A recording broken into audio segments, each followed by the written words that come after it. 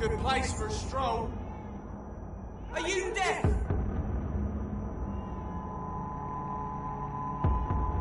He's fine! I'll take it!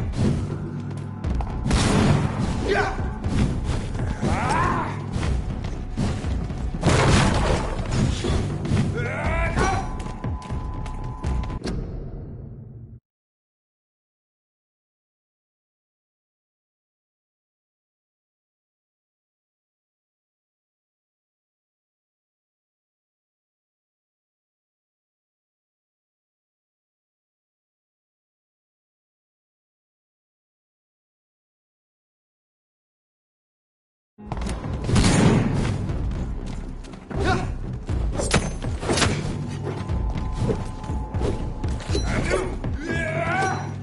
Bloody monster!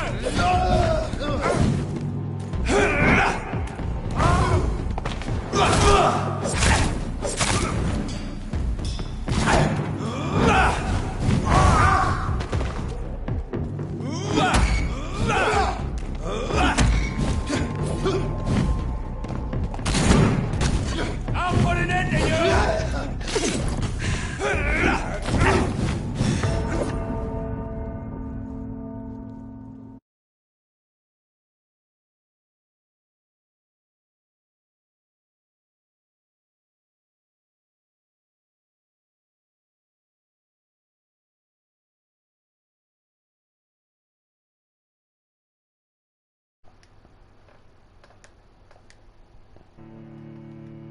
Так, а теперь слышно?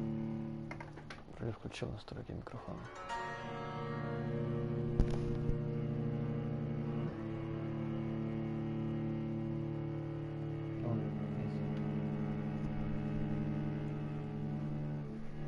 Так. А ты писал ему? Я что-то не смотрел.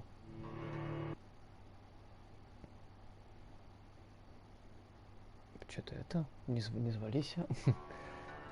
Сегодня что, среда? Можно это завтра.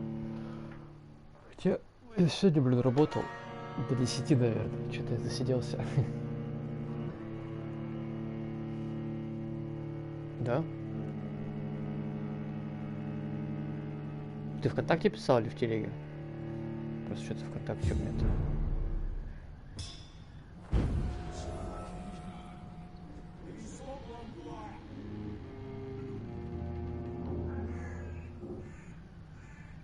Здесь я думаю, как в общий чат написал. Ну, ладно.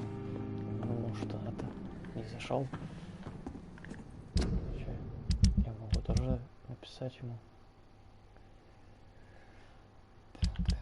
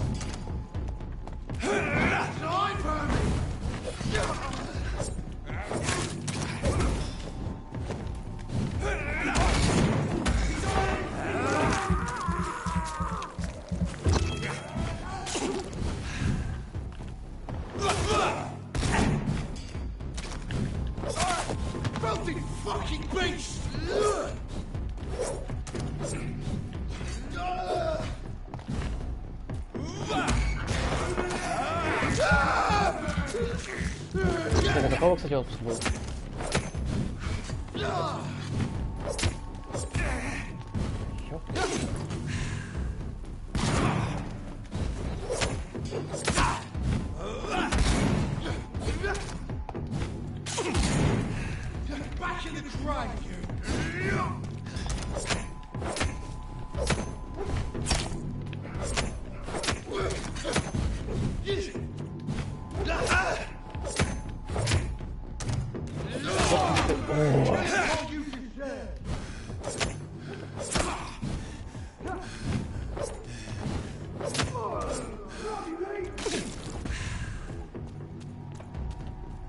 Вот, раз, нормально. Но я не знаю, эти выходные точно здесь буду. Следующий. Ну, это тоже всё.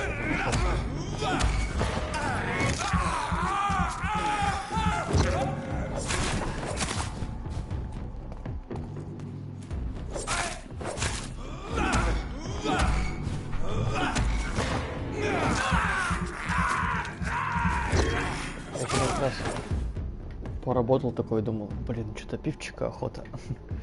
А пивчика дома. Вчера еще, вчера крещение было. С родителями самогоночку бахнул.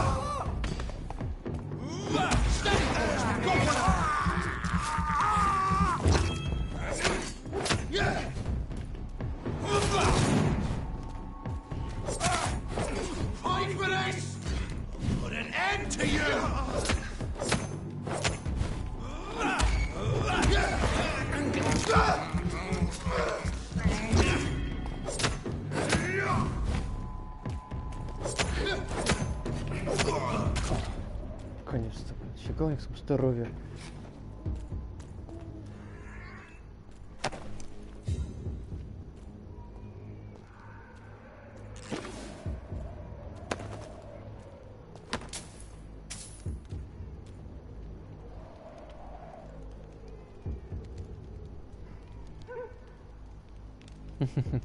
Да, хорошо. Ну, по-любому надо собраться. Ну, типа он, наверное, не приедет, да? Потом еще. Вилл тоже, наверное, не приедет. Шома тем более. Может, Миша пригонит? Спросите у него. Ладно, давай, ГГ.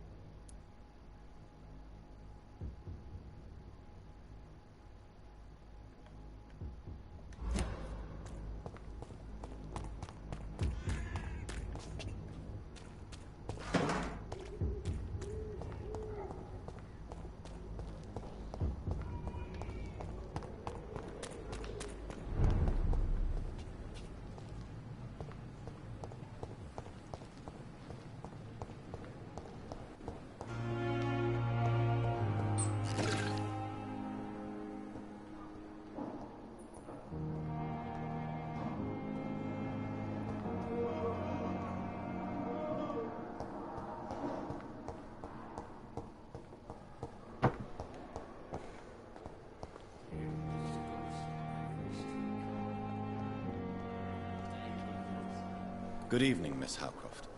How are you tonight? I need blood, Doctor. Warm.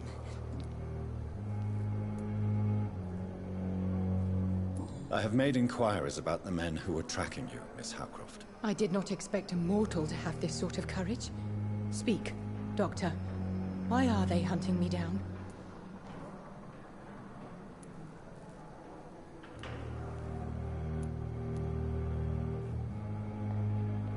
There is no hunt, and nobody is searching for you.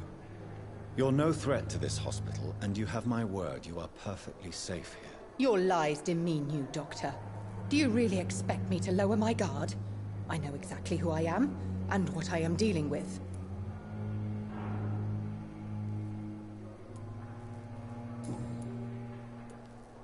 Tell me, Thelma, what do you really know about vampires? I saw one and he saw me. I watched him hunt and kill. I saw his terrible wounds heal as his victim. I knew I was saved. You mean you actually saw a vampire? Here in London? Yes, and it has been the answer to my pain. I must drink and kill to regenerate my decaying body. I am a vampire too.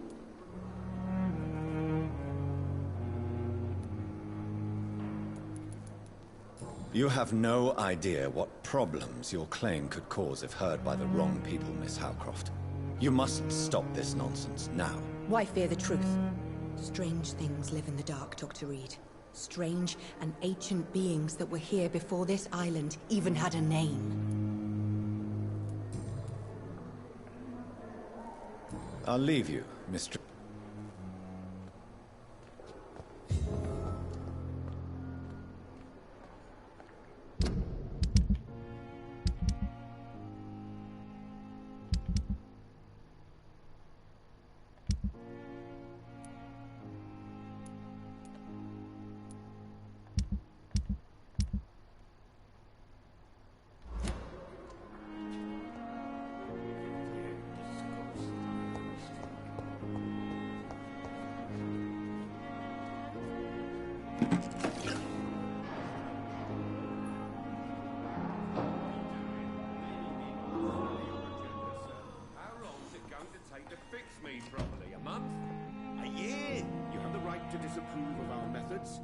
I cannot enter. When you're feeling better.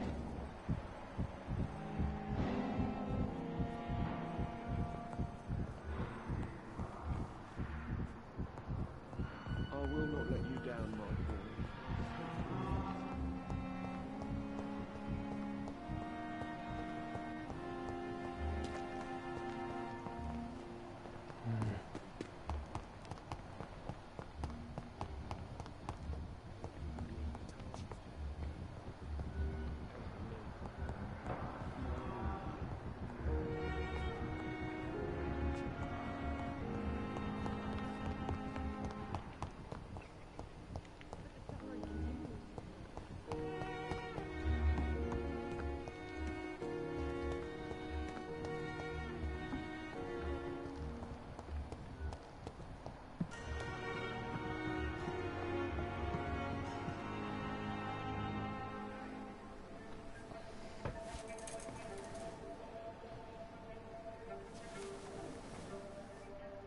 How can I be sure I'll not find your unconscious body in the house again? I promise you, you'll not find my unconscious body. For God's sake, how can you say such a thing? How can you refuse to listen? I tried to warn you for so long. No, I won't let my only son die. You promised me you'll stay alive. Your son lied to you, like the whole world lies to us.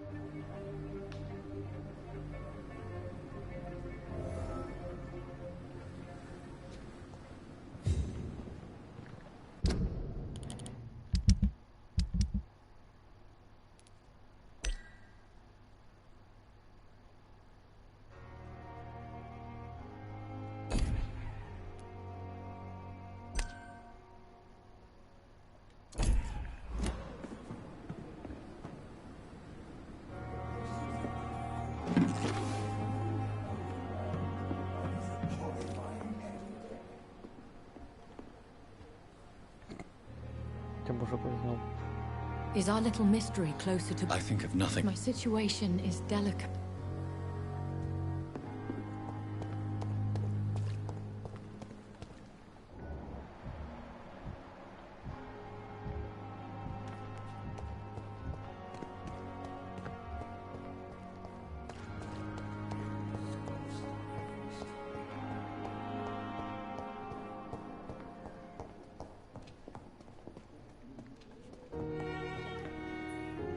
Good evening, Dr. Strickland. And good evening to you, Dr. Reed. Can I be of any help?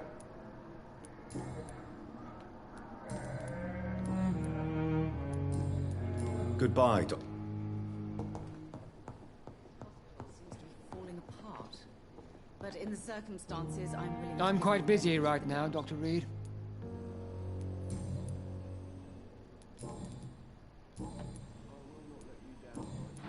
Thank you for your time. We'll talk later. I'm all right. Don't waste your time with me. Good evening, Mr. Fiddick. Good evening, Dr. Reed. Any news about my operation?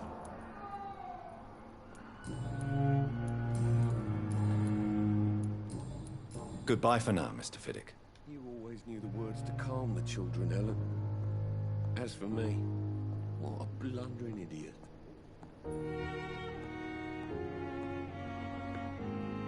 Good evening, Mr. Goswick. How are you? I'm okay.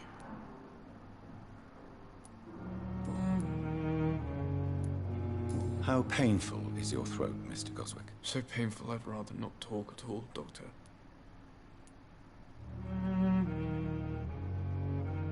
I'm sure you realize a doctor and his patient have to communicate, sir. Would it help if I gave you some paper and a pen? Not really. I see.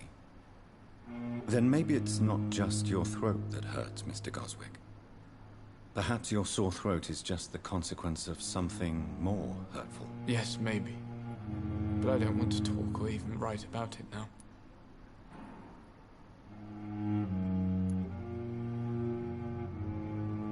Why did your mother have you hospitalized here? She seems convinced this is a bad hospital. My mother just wants the best for me. She won't rest while I'm here. She'd go all the way to hell and back to help me.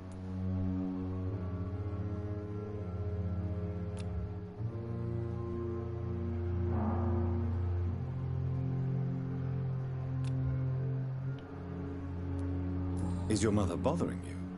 As your doctor, I can ask her to leave you alone if you would prefer. That's tempting, Doctor. But you have no idea what my mother is capable of. She would tie herself to my bed if you asked her to leave. Pembroke Hospital may look unorthodox, but rest assured you're in good hands here. It's not me you have to convince, Dr. Reed. It's my mother. Your medical report says you're not affected by the Spanish flu. What do you think of that, Mortimer? Does it make me happy? Not in the slightest. If it was up to me, I would have left this place long ago. I know I don't belong here. And why do you think you don't belong here? I know the staff have more important things to do than look after me. There's plenty of patients here who need their attention.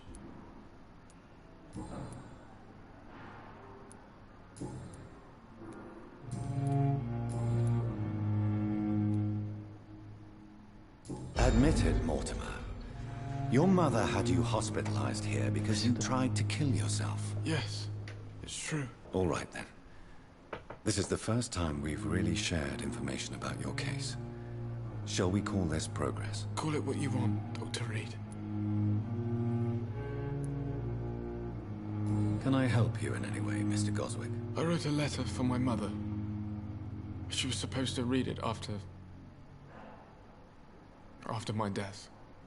But I suppose she doesn't have to read it now. I see. And is this letter still near the place where you tried to take your own life? Yes. And I don't want anyone reading my last words. I mean, I'm still here. If you bring me back that letter, then perhaps we'll talk. You can trust me. I won't report you to the authorities. My one and only concern is your health. I guess I should thank you then.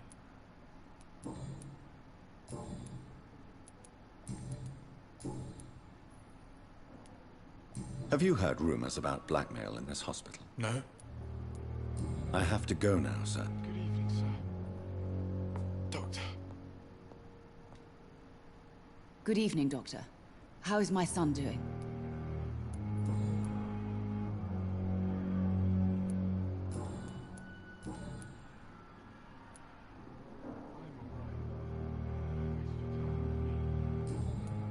Goodbye, Mrs. Goswick.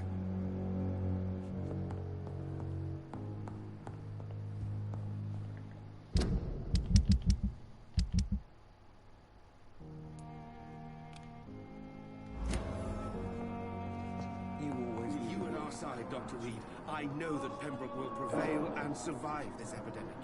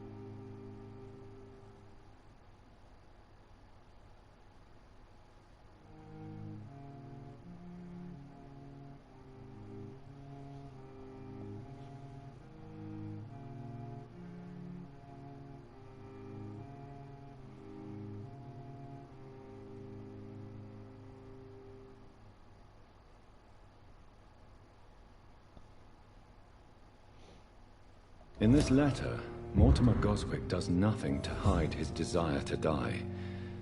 I could give it to his mother, but doing so would betray his trust.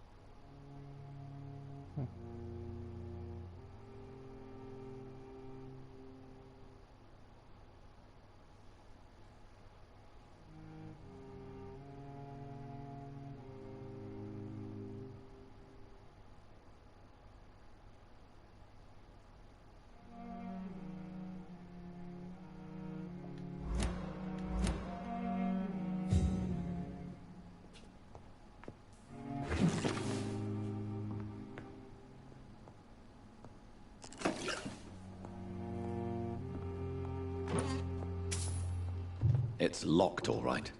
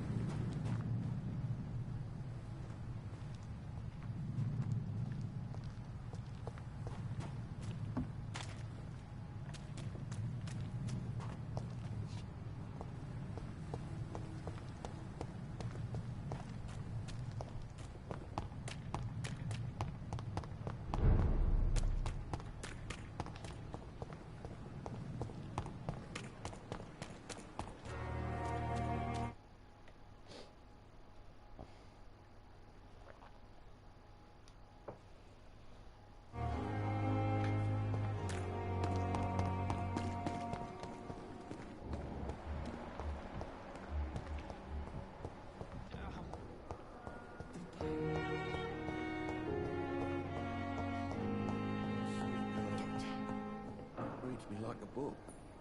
I never could keep anything from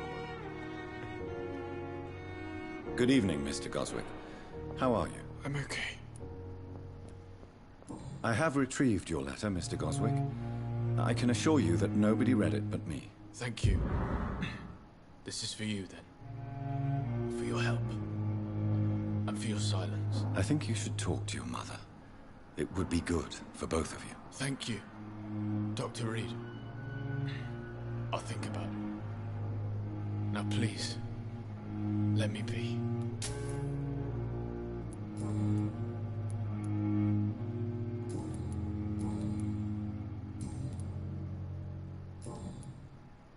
I've read your letter, Mortimer. You wrote about an unbearable feeling of despair while the world crumbles around you. Tell me more about it. There's nothing more to say, really. It's hurtful, it's unbearable, and I don't ask anyone to understand what I feel.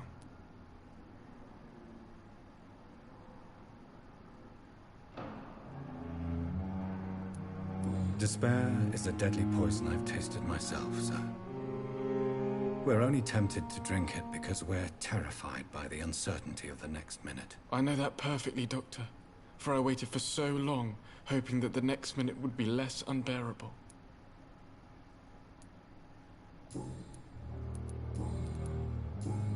I have to go now, sir.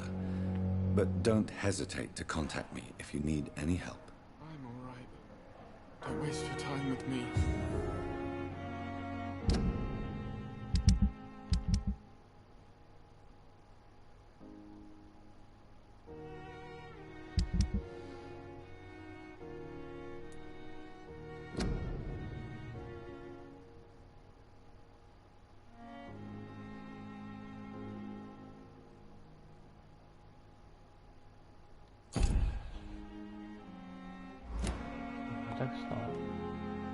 Good evening, Doctor. How is my son doing?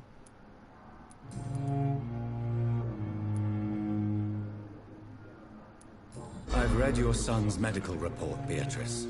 It's not the flu or anything life-threatening. What has you so worried? He was at death's door when he was brought here.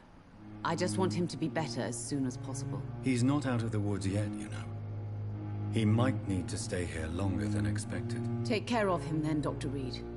People here only seem to focus on contagious patients. I worry my poor Mortimer will be neglected.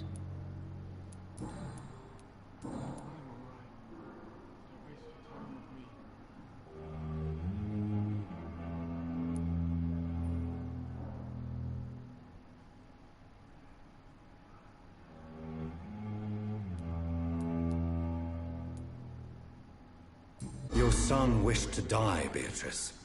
Why did you hide such crucial information? Are you not aware suicide is a crime? Mortimer could be thrown in jail. I can't let that happen. I won't. I understand you fear the legal consequences, Mrs. Goswick. But don't you realize your silence significantly affects your son's case? All my son needs is help and comprehension. Not judgment and punishment for what he may or may not have done.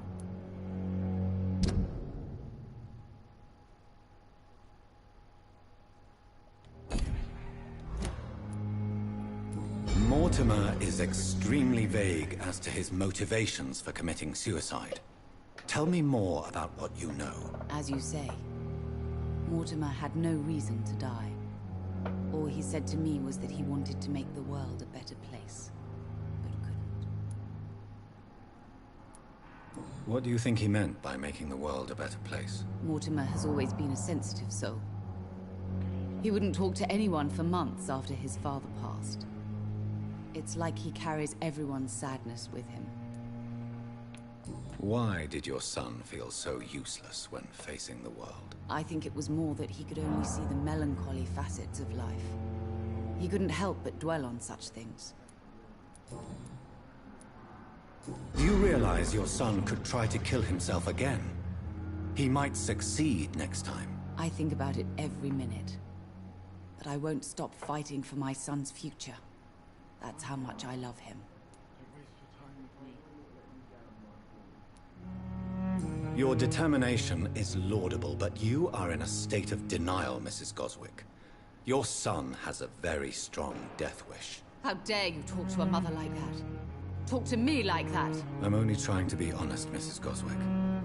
As painful as this fatal end may be for you, you have to accept this is a possibility. No, I'll never accept it. If my son was to die under your care, well, you have no idea what I'm capable of, Dr. Reed.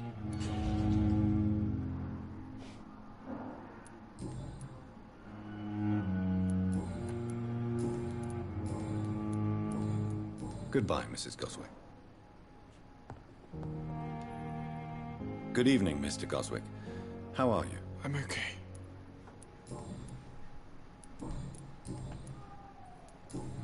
I have to go now, sir. But don't hesitate to contact me if you need any help. I'm alright. Don't waste your time with me.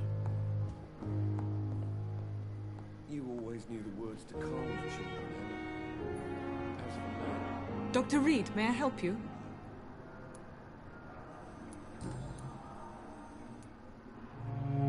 What can you tell me about the epidemic, Nurse Crane? I've been out of touch since I've come back to England. Everyday folk don't know how bad it is. The papers certainly won't tell them. Not as long as the war is raging on, anyway. News on the front stated that the Spanish flu was under control, at least in Britain. It seemed to be for a while, but that was only last summer. It returned with a vengeance just over a month ago. What can you tell me about our patients here at Pembroke? This hospital was founded to help the East End poor and needy. But since the war and the quarantine, we've had all manner of folk. Can you be more specific? Well, veterans, the elderly, dock workers. We even have a few mental patients. If there's space, we take them.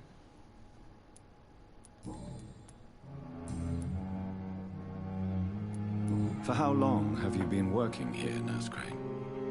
I first volunteered at the Pembroke in 1911, a few months after Dr. Swansea was appointed. And before you arrived here? If you must know, this was my first job. Well, Dr. Swansea certainly has confidence in your abilities. Are you in charge of the nursing staff? Not in an official capacity, but the Pembroke doesn't always work above board, so to speak. How is the duty roster organized? Everybody works until they can't. If there's time, they'll eat a meal and shed a silent tear. What about medical protocols? Dr. Reed, we don't have the money and resources here at the Pembroke like they do in the West End. We do what we can.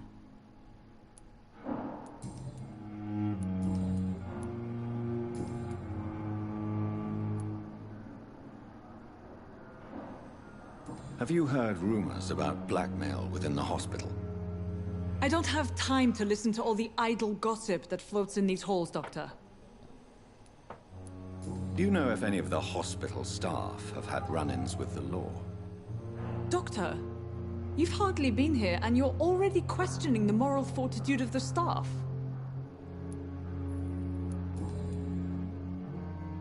I'll see you later, Nurse Crane.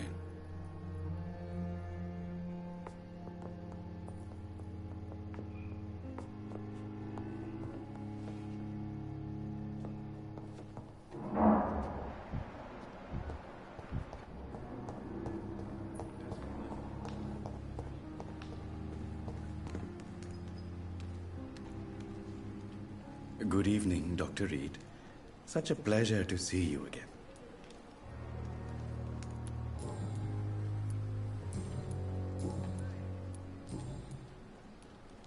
Have you heard of someone blackmailing people in the hospital? Pardon me, sir, but I have no idea what you're talking about. Goodbye, Mr. Chidana.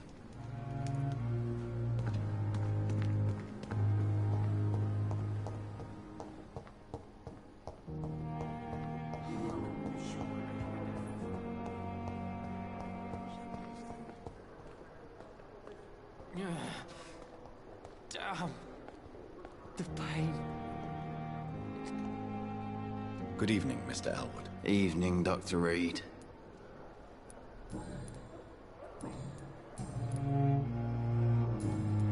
Goodbye for now, Mr. Elwood.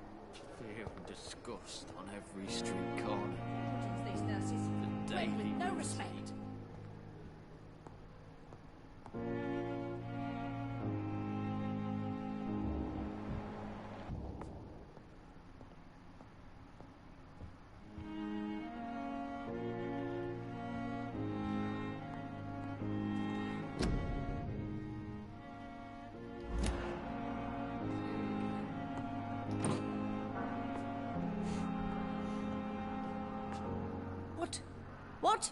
What is this?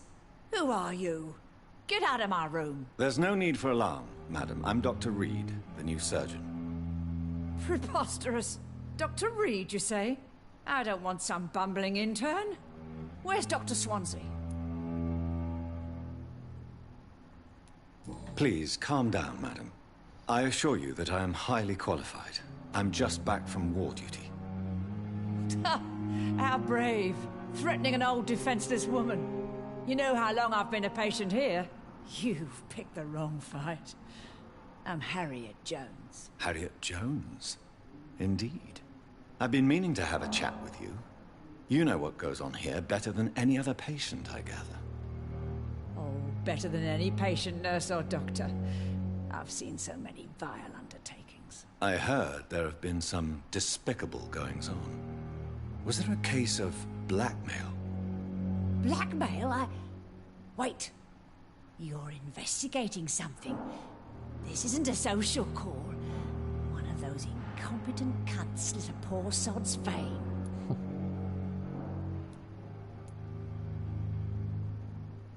If I didn't know better, Miss Jones, I'd be inclined to say you enjoy this type of idle gossip. God's honest truth, Doctor. It's just the way it is here. Most of these bitches would let you freeze to death before getting you a blanket. You seem to know more about the goings-on here than anyone else. Beware, Miss Jones, in case suspicion should fall on you. That's it. Blame the old and infirm. I see those little bitches' greedy little eyes. Just waiting for me to pop off they are. I assure you, madam, this is not an investigation into a possible medical error. Debauchery, then? Nurses Crane, Hawkins, Brannigans, whores, all of them. They can't keep their legs shut. I've seen them scratching slutty sores. Really? Well, if you have irrefutable proof, I'll not have the staff behaving in such a manner here. This is your business, Doctor, not mine. But I swear one of the nurses is cavorting with some man on hospital hours. Thank you for your time, Miss Jones. You've given me something to go on. See you on the next round.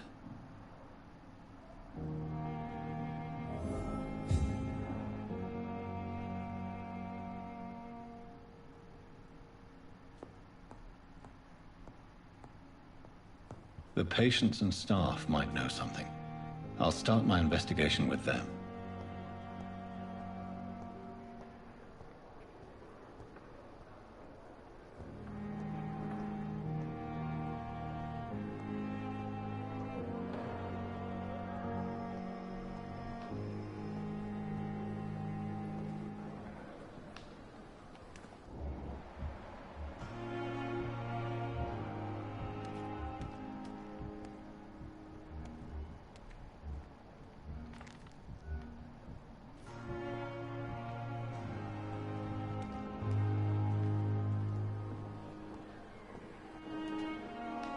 Good evening, Nurse Hawkins. Good evening, Dr. Reed. What can you tell me about the strange man visiting one of the nurses during her shift? Let me guess. You spoke with that old shrew, Harriet Jones. Do not pay attention to her, Doctor. She's full of fanciful tales.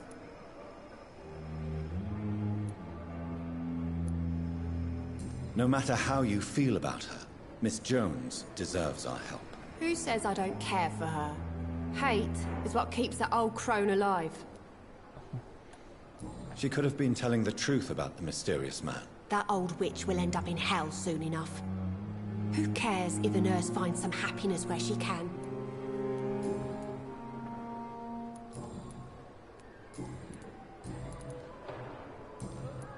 Goodbye, Nurse Hawkins.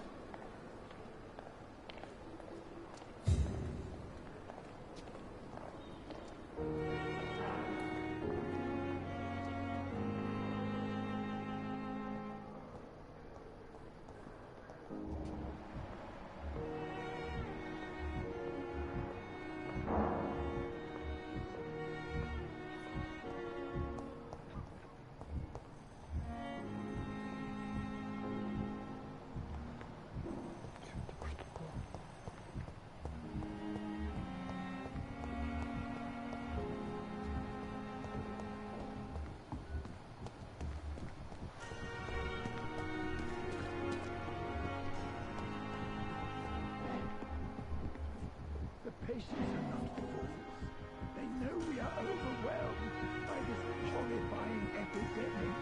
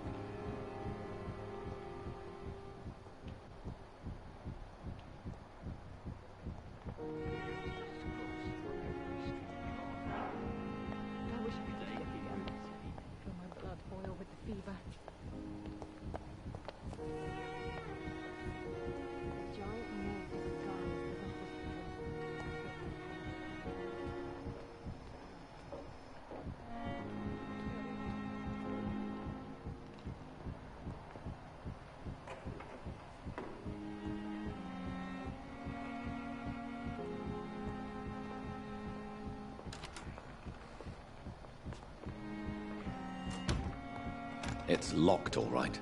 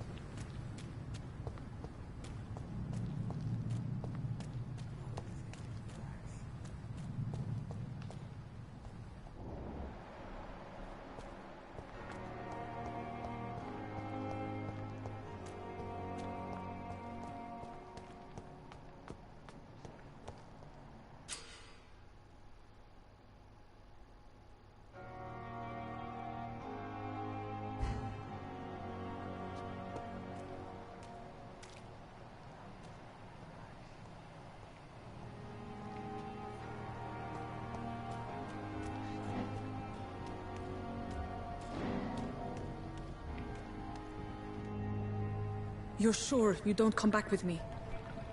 Nah, I have to see someone at the hospital. Be careful. You look so bad they may keep you as a patient. Fuck 'em. I don't like hospitals. Or doctors. Well then, when you go back to Whitechapel, you may find this useful. What is it? A pass for a free medical exam by the best nurse available. Just read it. I don't read well, but thank you, I guess.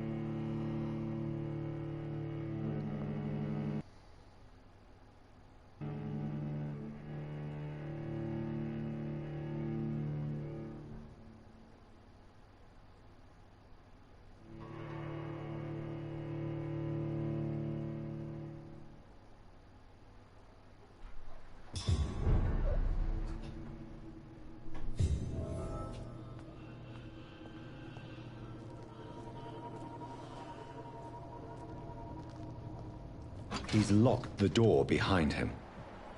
I need to find another way to follow him.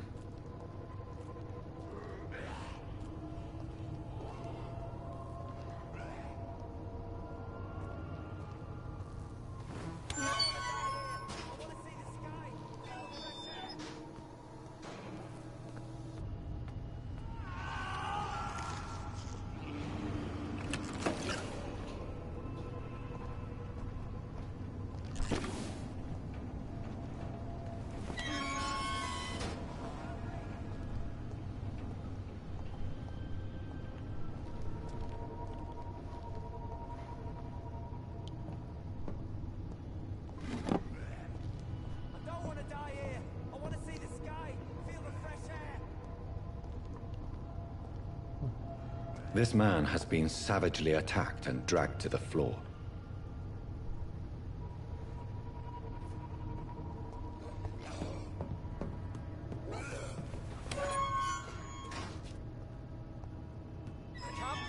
I can't breathe!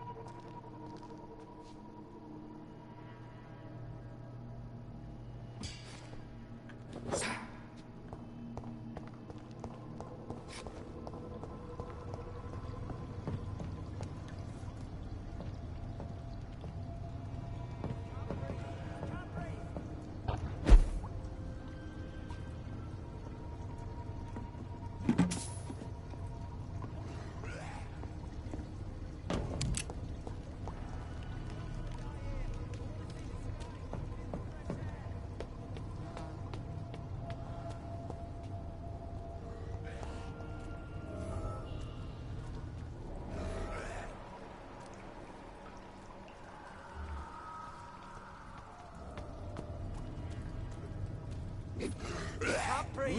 Can't breathe!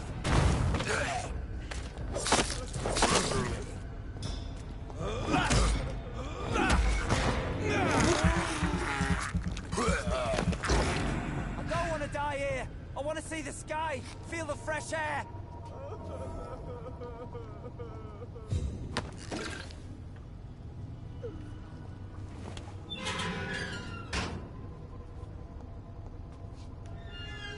Are you injured, sir? Help me get out of here. I need to get out. I'm Dr. Reed, and I'd be glad to help you, but you must calm down first.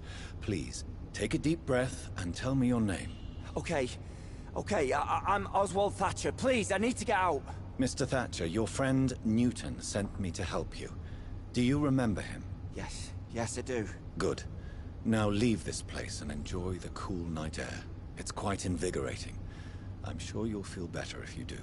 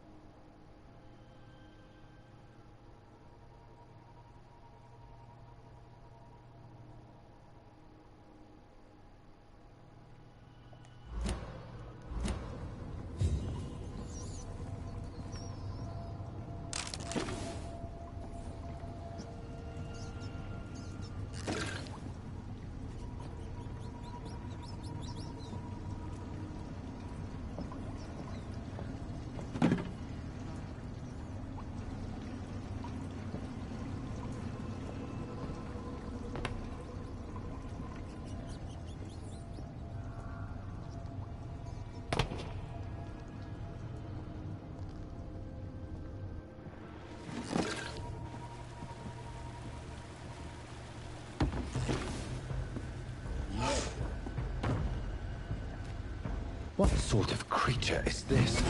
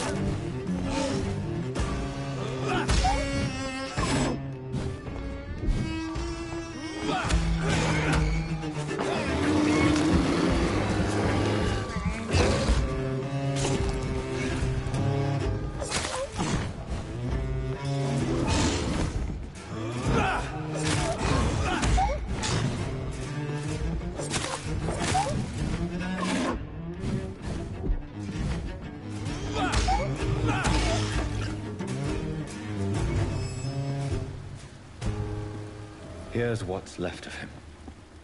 Not a lot to check, but I should anyway.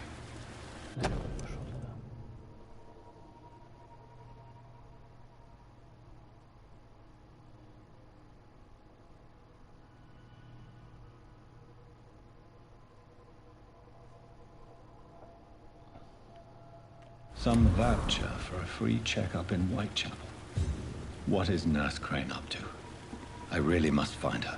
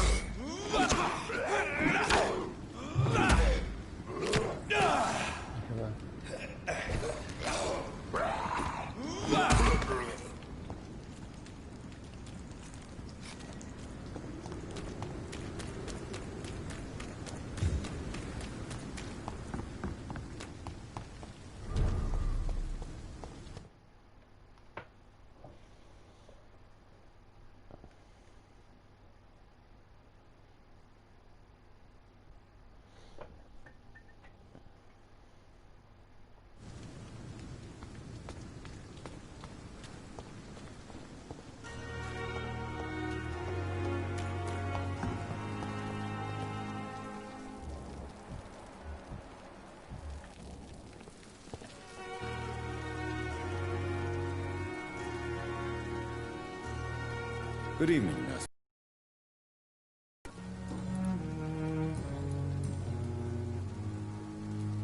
According to the report I read, Your unprofessional conduct put a patient in danger, Gwyneth. That's not true. I know when my patient's life is at risk, and I'm more competent than a lot of doctors that I know. Problem is, I'm a woman. I don't see what your gender has to do with your abilities, nurse. Yes, nurse. Because I'll never be a doctor, no matter what my skills. I could make a decision that could save a life, but oh no, that's unbecoming conduct. Have you heard of Elizabeth Blackwell? She was the first woman listed on the UK medical register. Change is slow, but it will come. And you will always have my support. To have the right to study shouldn't be determined by sex, skin, or wealth. That's all I'm saying.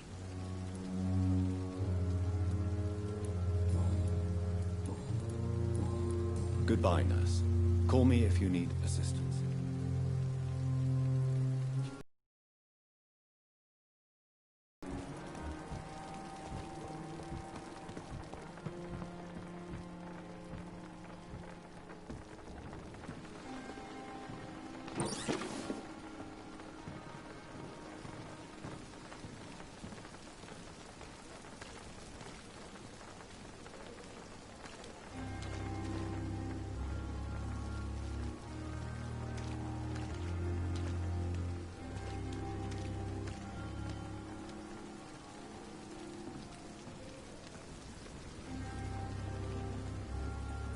Good evening, Milton. Good evening, Doctor. Still trying to save lives? I'd like to see your goods. Wise choice, Dr. Reed. A reliable gun is what everybody needs these days.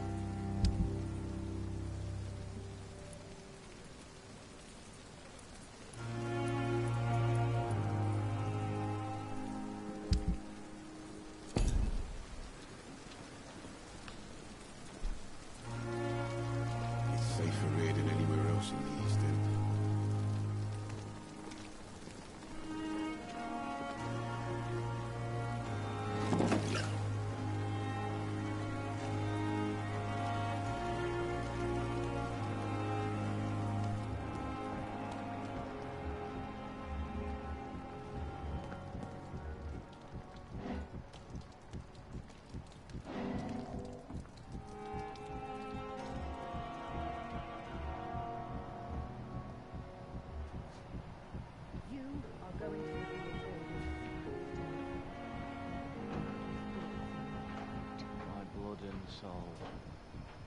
They belong to you now. The life running in your veins. This dead flesh needs it. Oh, please spare me, Dark Queen. Spare your Good evening, Mr. Elm. Evening. Goodbye for now.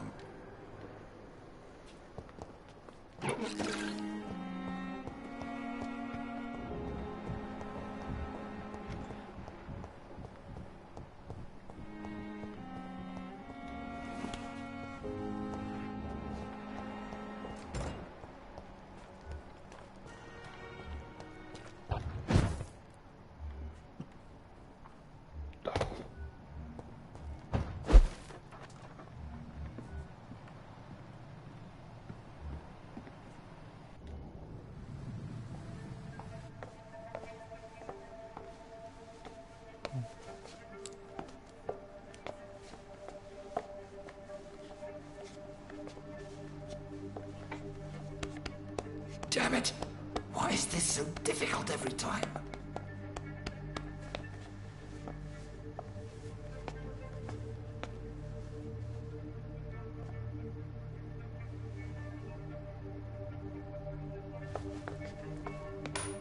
That is better. That is better. I will make it through one more night.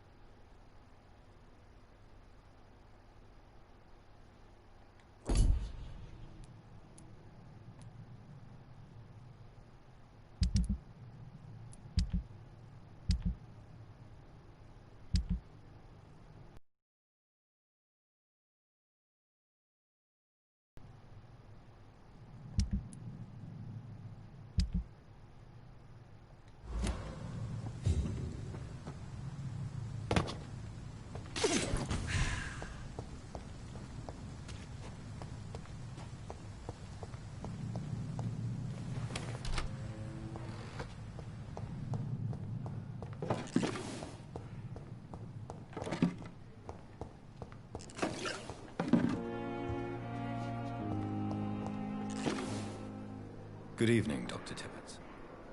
Dr. Reed, any good news to share? I know you're taking drugs, Corcoran. Why take such a risk? I need it to endure the long shifts. We have no idea how long the epidemic will last. We can't let it win.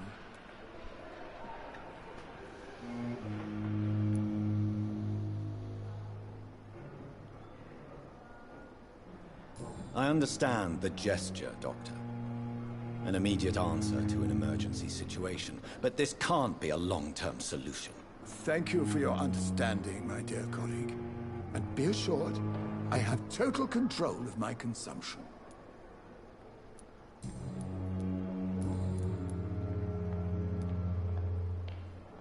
Nurse Brannigan has been recently accused of neglecting her professional duties. Tell me what you really think about it. This kind of protest is nothing but elitist bullshit. I trust Nurse Brannigan with my life. She has what it takes to be a great doctor. Do you really think she could be the next Elizabeth Blackwell? Believe me, Dr. Reed, a time will come when skill and skill alone will determine who can be a physician and who cannot. Goodbye, Dr. Tippett.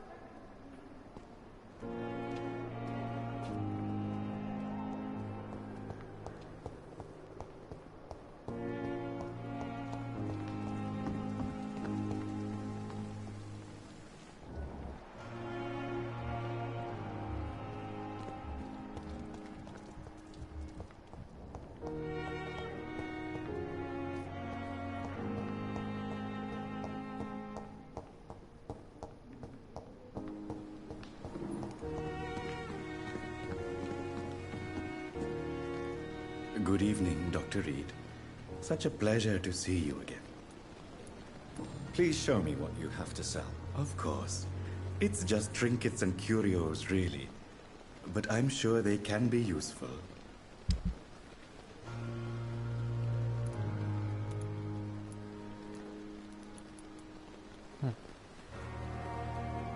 It never ceases to amaze me how you, the dead, peaceful and lost at the same time.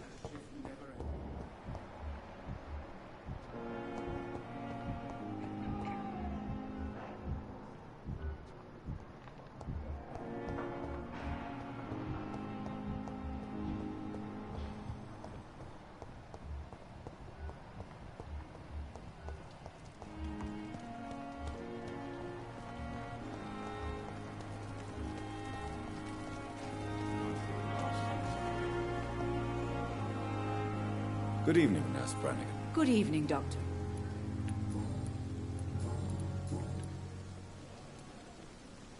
Tell me, nurse, did you know Dr. Tippett was addicted to medication? I suspected this behavior for some time, but never dared to ask him about it. Until the day he confessed to me. Do you approve of his addiction? Of course I don't approve. But I understand he needs it to fight the exhaustion. Let's hope he'll stop injecting himself once the epidemic is over. And what if he doesn't? Then we'll have to convince him to stop. I believe he's still in control of his addiction, for now, but we must remain vigilant. Why would he confess to you about his addiction, Nurse Brannigan? Don't you know you doctors can't hide anything from a nurse? We're always there. Even if you don't notice us. Do you consider yourselves our confessors, Nurse Brannigan? I wouldn't dare, Dr. Reed. But I'm intrigued. How did you discover Dr. Tippett's secret? What can I say? I seem to have a knack for discovering secrets. And for hiding them as well. Goodbye, nurse. Call me...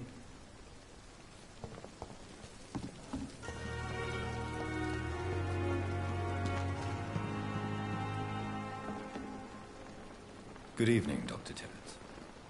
Dr. Reed, any good news to share?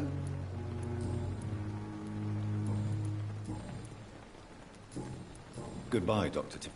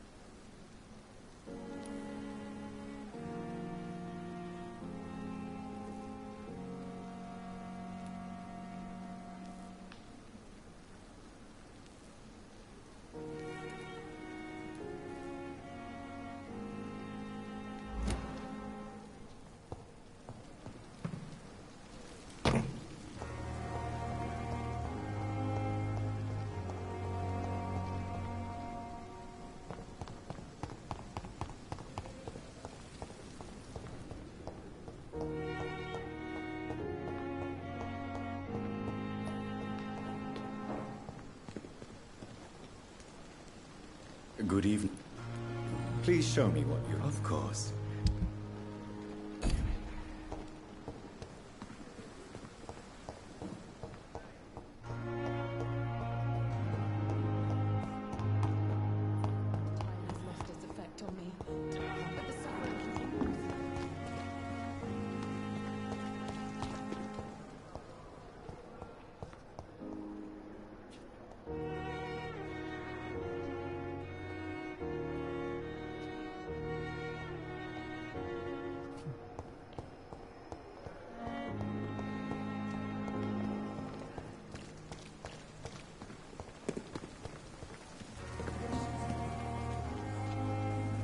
Good evening, Mill. Good evening.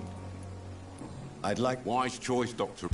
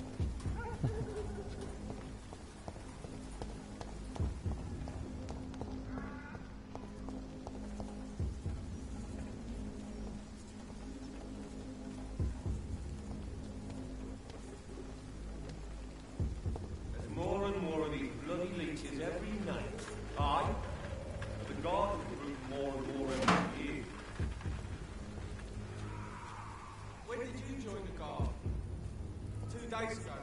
This is my first patrol.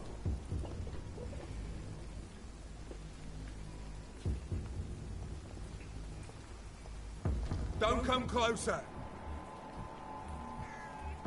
Please, sir. Sir, step away. Mine. I'll take it.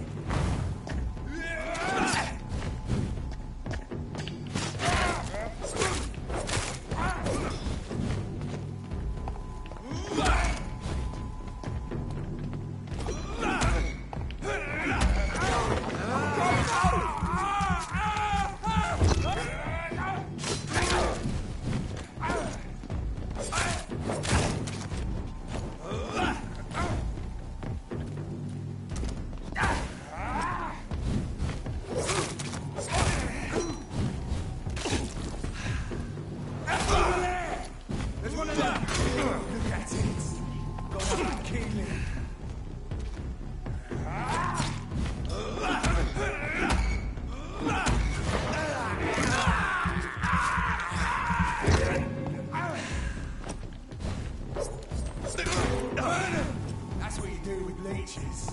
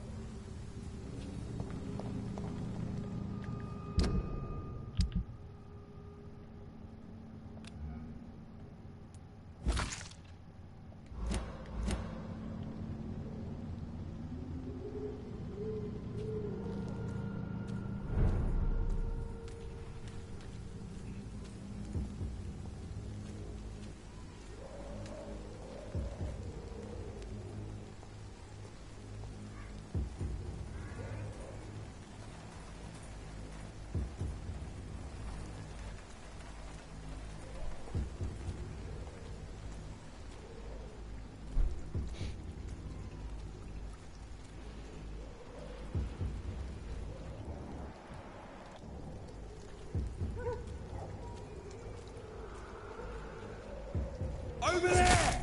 There's one of them!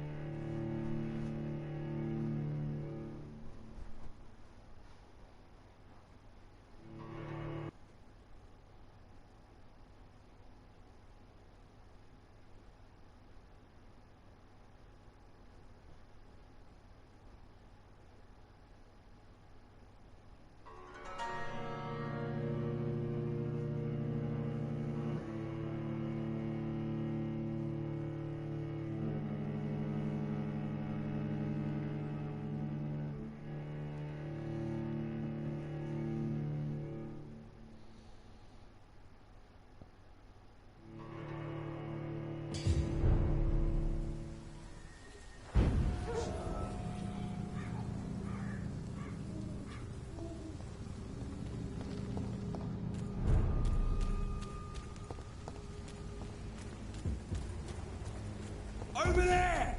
There's one of them!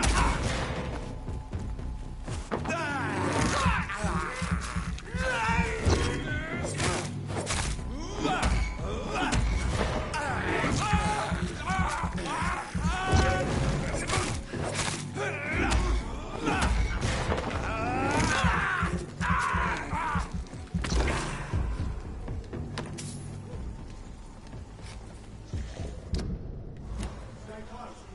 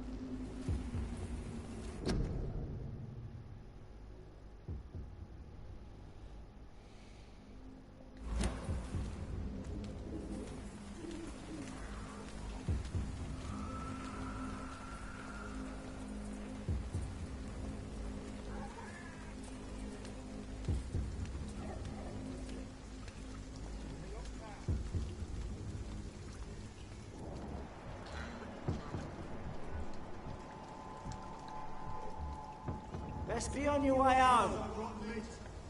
Step away, sir. It's mine. I'll take it.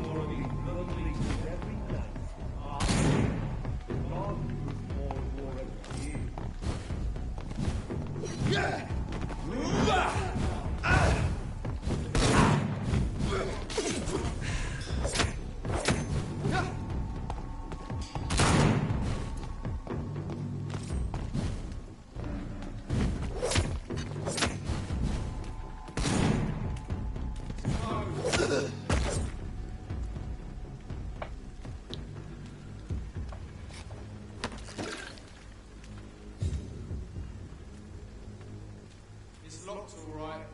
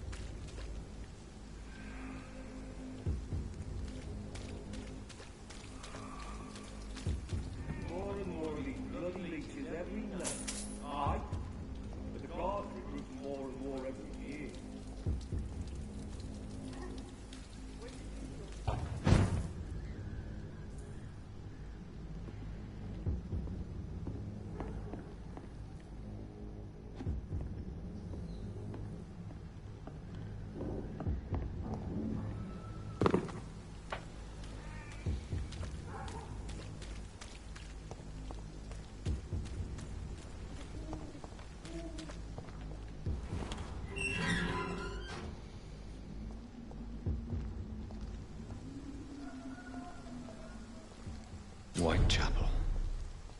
This neighborhood is linked somehow to the kind Lady Ashbury's blackmail. First, let's find this Petrescu fellow.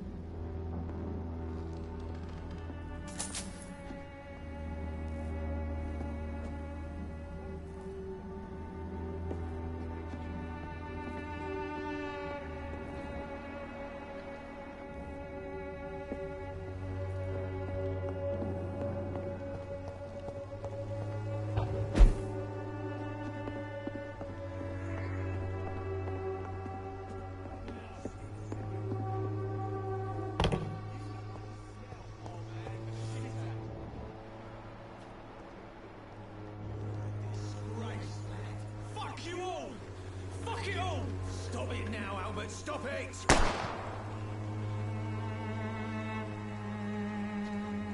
won't end up another drunk arsehole in the streets. Not me.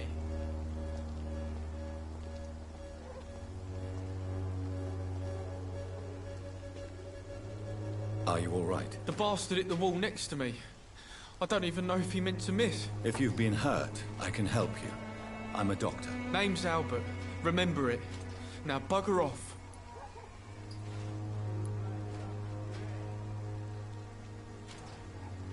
Do you know Nurse Dorothy Crane from the Pembroke Hospital? If you know anything about her, I'd appreciate it. Never heard of her. She's pretty, I'll keep an eye out.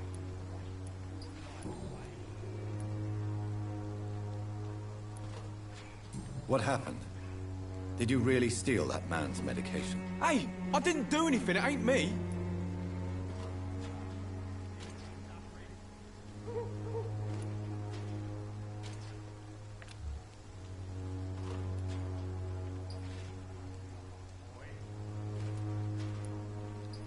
Yes, you did. And it was cowardly and inexcusable. Sod off, mister. You ain't got no clue what's going on here. Bastard was a soldier in the war, so now he's got the right to shoot me. It's true. I'm not familiar with this part of town. Perhaps you could help me. I said sod off. Go find yourself another guide.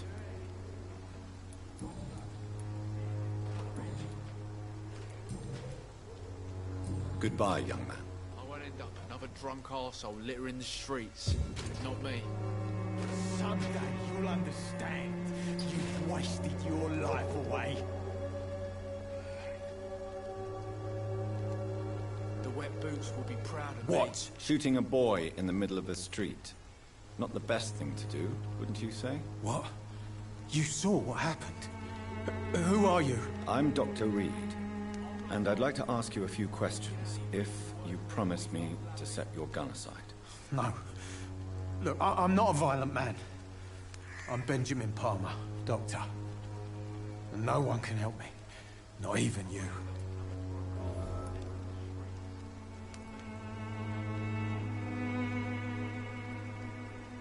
Do you know Nurse Dorothy Crane from the Pembroke Hospital? Have you heard anything? It's funny, I've been searching for her too. I need some pills. But the woman is a phantom, if you ask me. Really? And why is that? Word is she ain't real. She's a cover for some doctor who runs an illegal dispensary for migrants.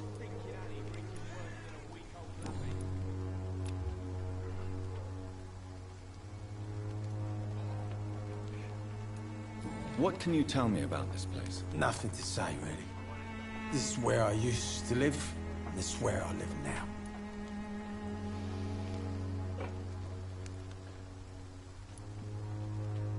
You mean you used to have a better life? Yeah, I had a wife, a home, and a job.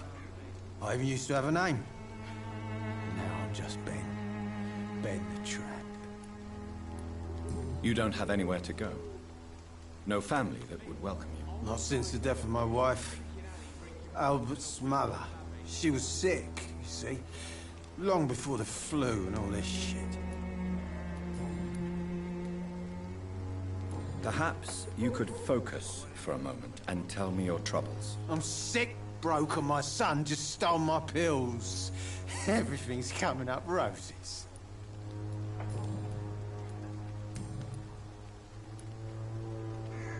Whatever the boy did, I'm sure he didn't deserve a public execution. I swear I didn't want to hit him. It's just that I'm sick in the head, you see, and the boy just frayed me last nerve. What is it, Benjamin? It was the war, wasn't it? Your nerves are shot, aren't they? I need some answers, Private. From one soldier to another. The doctors called me a liar. A coward. Put me in a straitjacket, locked me up. Finally, they sent me back to the front lines with a handful of tablets.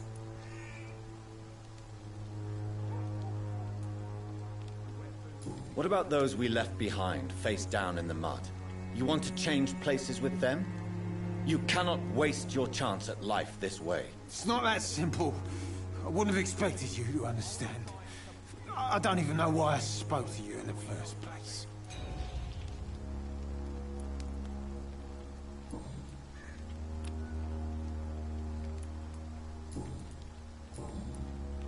A gun, alcohol, and a bad temper make a terrible cocktail, sir.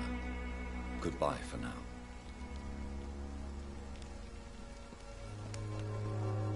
I won't end up another drunk arsehole littering the streets. Not me.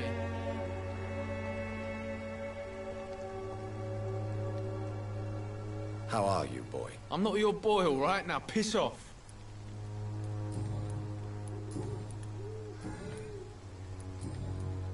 Goodbye, young man.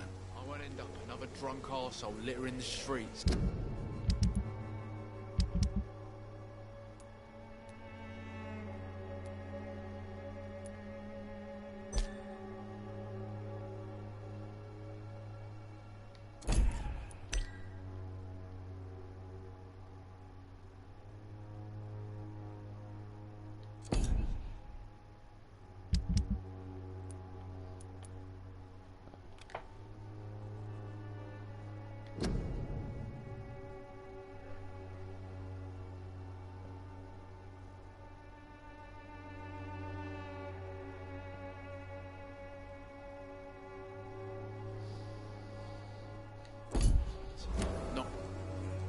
How are you, boy? I'm not your boy, all right? Now piss off. Do you need assistance? Please. Feeling tired these days. There you go. Let's hope nobody steals it from you. Very funny.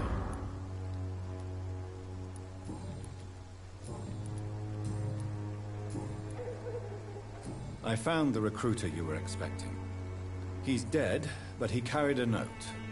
The Wet Boot Boys have accepted your application. I knew it! I told you I was tough enough. I'll be free soon.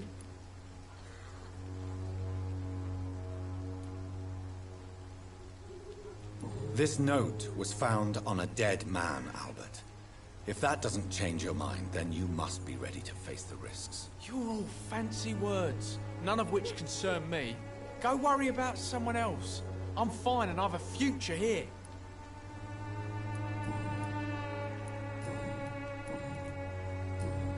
Goodbye, young man.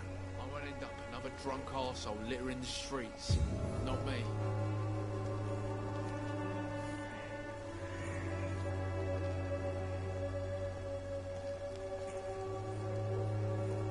Me? I'll not die in some stinking alley.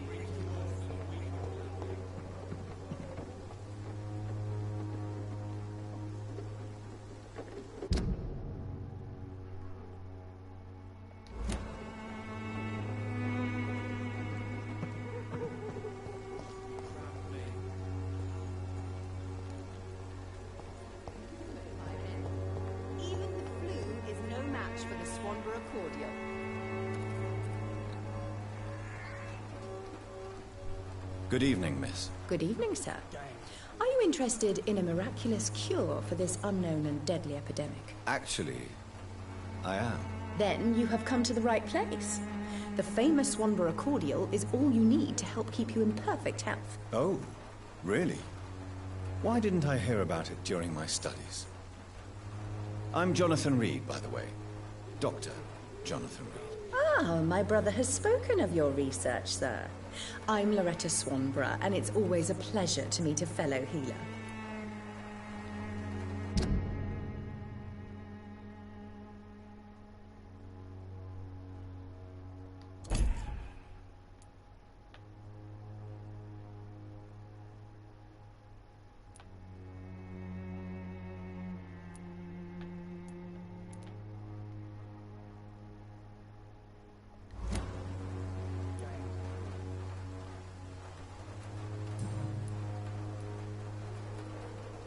Tell me, who intrigues you most in Whitechapel? The region itself is something to see, but I would say Camellia the mute florist who gives away her flowers.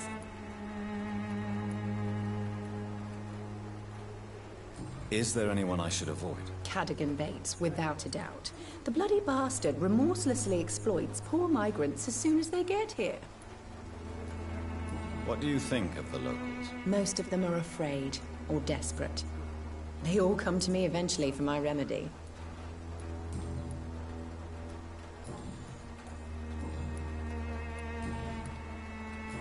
Do you know Nurse Dorothy Crane from the Pembroke Hospital? I'd like to know more about her. I don't like to talk about competition. Competition, you say? Never met her, but it seems she provides some sort of medical care to the poor. The whole thing has to be some sort of scam, if you ask me. I'd like to see what kind of medicine you're selling.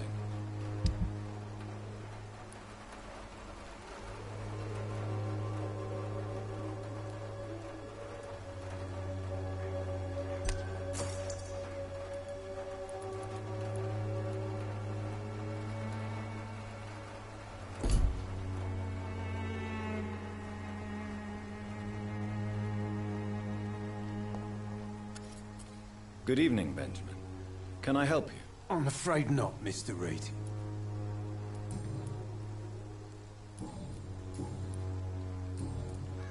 A gun, alcohol.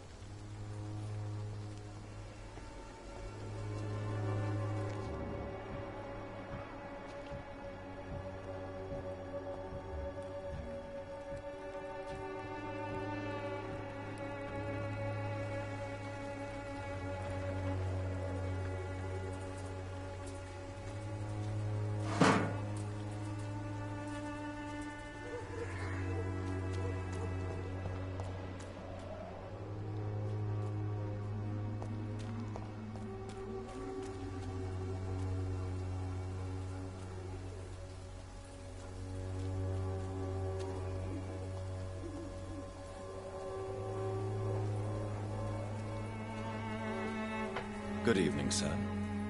Do you remember me? If you're here for a reward, you'll be sorely disappointed. But I'll gladly shake the hand of a fellow countryman. I'm not here for a bounty. I'm a doctor. Dr. Reed from the Pembroke. A doctor? In Whitechapel? What an opportunity. My name's Bates. Cadogan Bates. Do you require assistance, Mr. Bates? Not me, but your skills could help a lot of people round here. That would help my business, because I say, a live tenant's a paying tenant.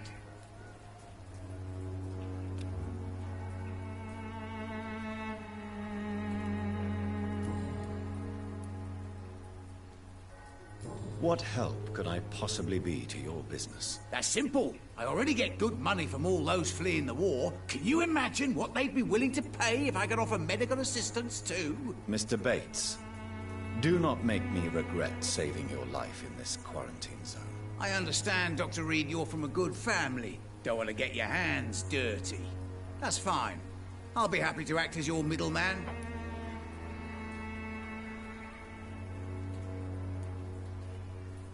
I've no interest in money. Perhaps one night I will visit you and take what I require.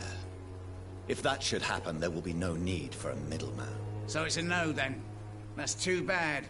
The Reed tonic could have really helped people, you know, save lives. Isn't that what you do? I mean, people buy that Swamborough shit. It's unusual to see someone so happy around here, especially considering the current situation. Why should I be sad now? There've always been wars, disease, tragedy. There always will be. That's an unusual way of seeing things in these trying times. I don't see why I should shed a tear for another man's woes. I'm healthy, and I intend to stay so. What is your business, exactly? I offer fair lodgings for a modest price to the poor and weary of Whitechapel. I see. And what about those who cannot pay? Well, deals can be done, if you know what I mean. Money's not the only currency. After all, I'm not immune to a pretty face.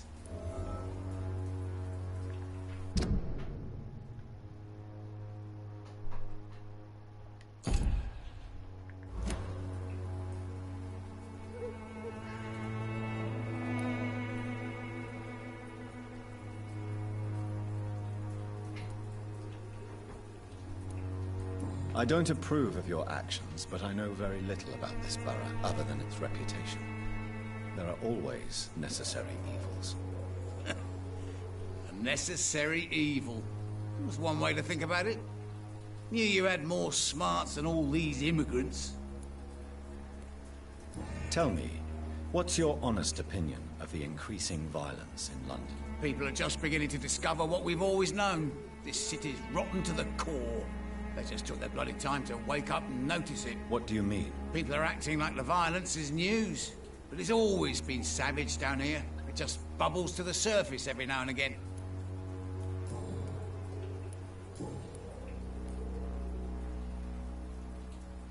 You seem to have recovered well since your attack.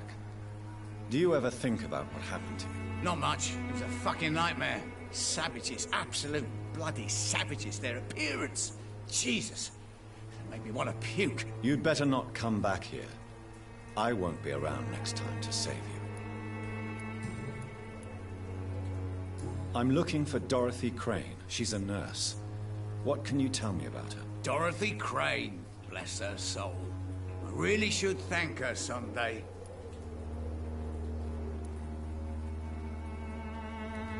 Has she treated you? No. When I need a checkup, I'd go to a bloody doctor, not some back-alley clinic full of sick foreigners. Tell me truthfully, why are you so thankful? By keeping my tenants alive, she's making me a rich man. Every month they live, it's more coin in my pocket.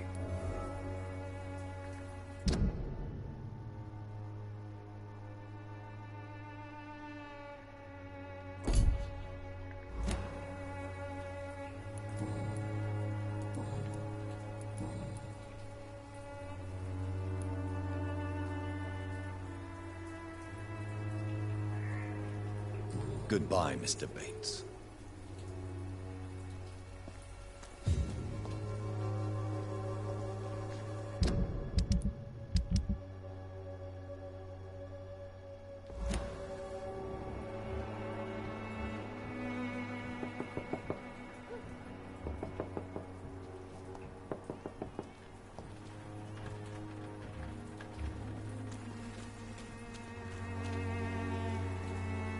Mr. Bates. Evening, Doctor. Since I took an oath to help people, can I be of assistance? Well, seen better days, that's for sure. But it was bound to happen with all these refugees about. Infecting you is probably the last thing on these people's minds. Take this, in any case. What? You give me this for free? Don't have a clue about this place, do you? Goodbye, Mr. Bates.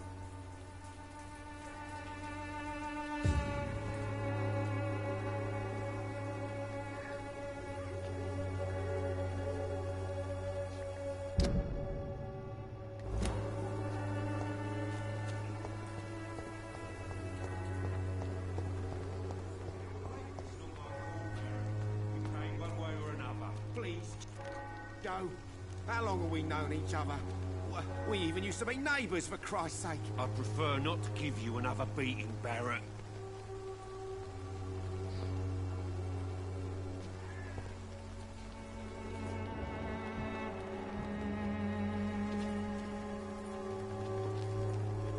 Welcome, sir. Please, take a browse of my wares. I'm Dr. Reed. I would like to ask you a few questions, if you don't mind. Doctor? Interesting. I'm Barrett Lewis. Usually I don't have time to waste with talk, but at this hour of the night I can hardly refuse.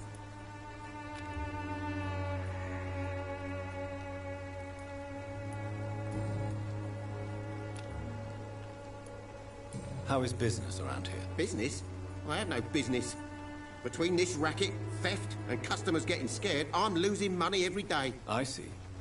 Sounds like you blame someone in particular for your situation. It's no secret Joe Peterson spends his time harassing merchants.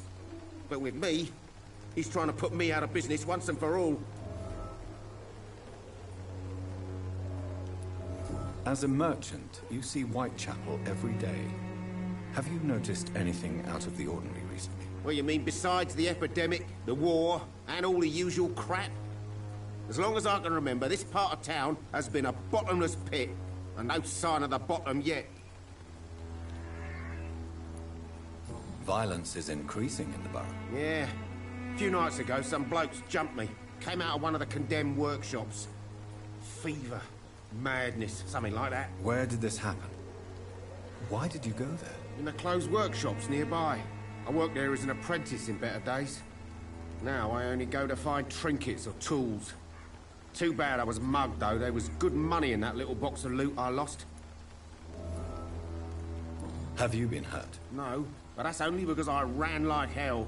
Those men were raving lunatics, I tell you. Not even able to speak anymore, just screaming.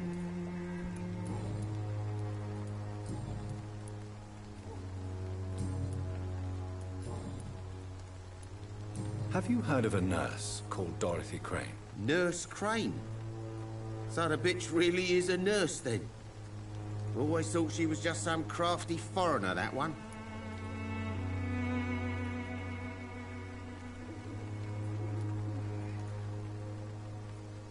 So she's trying to help her fellow immigrants. Why would that make her a villain? Dorothy Crane ain't even a real name. Something like Dorothea Craniu. Something like that. Came to England fleeing the war, I was told. That doesn't explain why she irritates you so much. Your precious Nurse Crane gives away medical supplies and prescriptions for free. I offered to sell it for a fair cut, but no. Miss Crane wanted to play the quiet saint.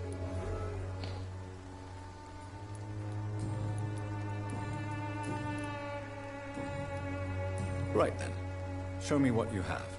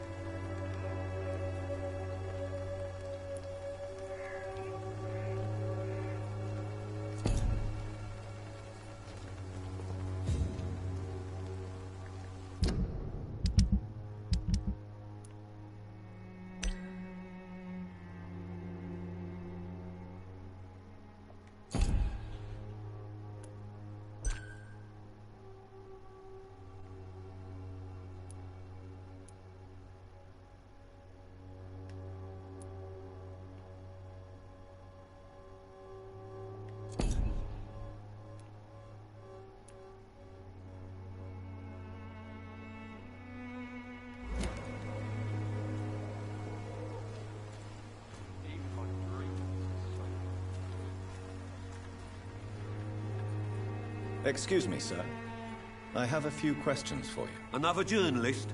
I didn't answer the first one, so piss off! I'm not a journalist, I'm a doctor. A doctor, you say? It's quite a rare breed in this part of town. Really? But still, here I am. Dr. Jonathan Reed, at your service. I'm Joe Peterson to some, but Colossus Joe to most. And I don't remember asking for your service, sir.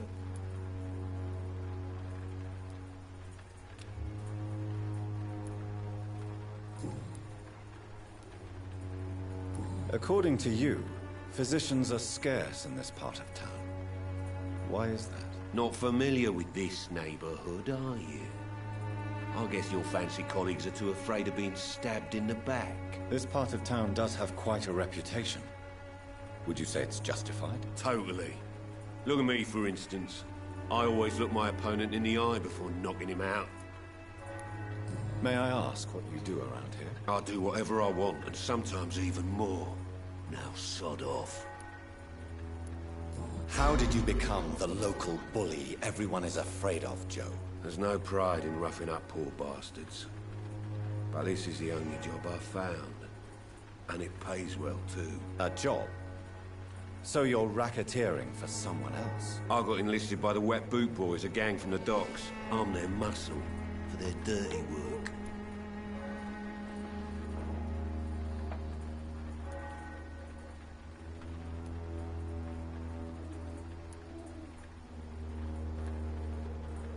Most people don't become thugs when unemployed.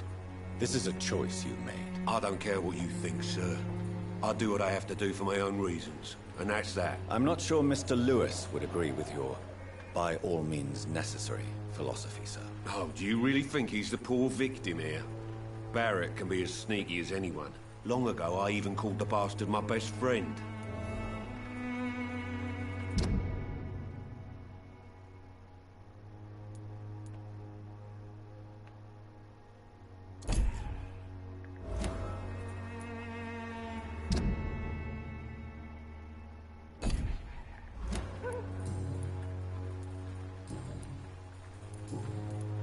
Have you heard of a nurse named Dorothy Crane? She's a colleague of mine, and is supposed to live around here. Dorothy Crane? Yeah, I know her. One of the few good souls who dare to help the sick around here. Could you please tell me more about her? She's a nice girl. Tries to help the migrants. I offered to give her a hand, but she said my reputation would attract too much attention. Goodbye, Mr. Peterson.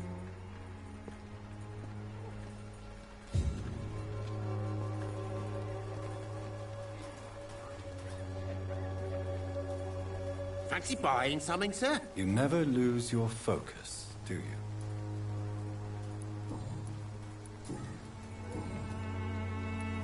Joe Peterson. He's the villain here, isn't he? But you seem to know each other. I'd known Joe for years. I saw him box once or twice. He was a friend then. But these days, he's just another thug.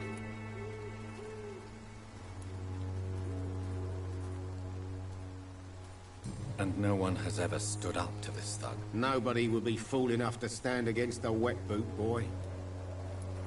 What can you tell me about Mr. Peterson? Besides his behavior toward you, obviously. Colossus Joe was a decent boxer, good one even. But after his wife passed away, he found every excuse to stop training. Just wanted to pick fights with everyone.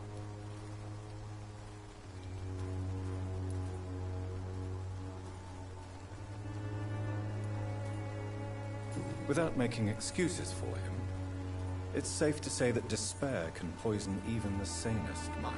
We've all had some rough times, ain't we? But most of us don't use our fists to see us through.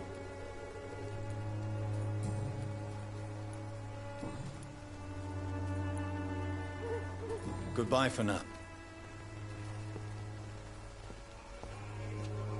I know it's hard to believe, but this district has always been wretched. Don't let your guard down, sir.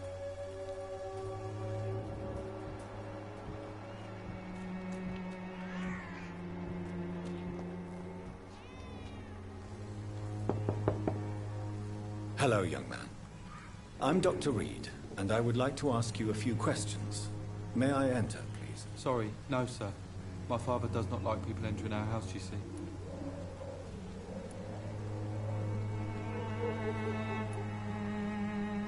All right.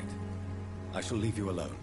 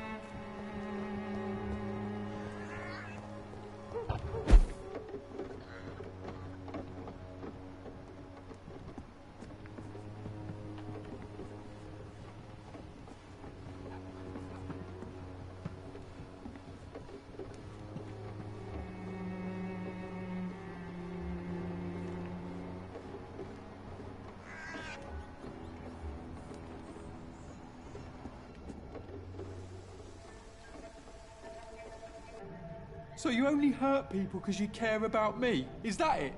Don't be such a brat. I'll do what I must to provide us with food and medicine, that's all. Mum would never have let you bully an old friend like Mr. Lewis. Shame on you. Harry, I'm your father and I love you. But don't you ever speak to me like that again. What? You're gonna beat me too? Jesus. Give me patience.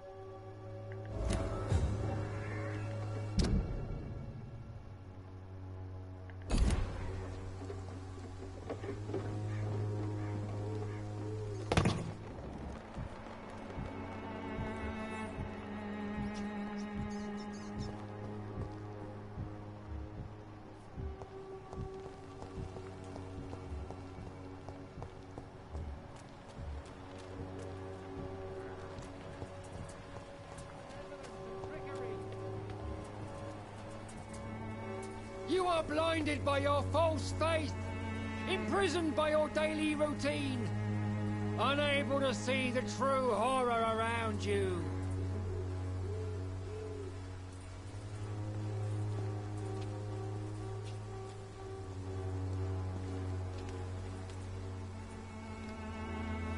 Forgive my interruption. Do not apologize, my son. Father Tobias Whitaker is always happy to teach mortals about the incoming Armageddon. I am Dr. Jonathan Reed, and I just have a few questions. A scientist? You are much more lost than I thought, my son.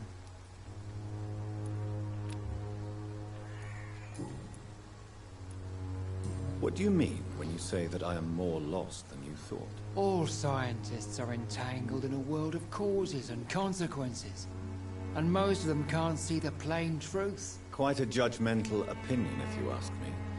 But what do I know? Blinded by science as I am. But you are seeking answers, aren't you? Answers about the Armageddon about to strike the city. Answers about the hidden truth.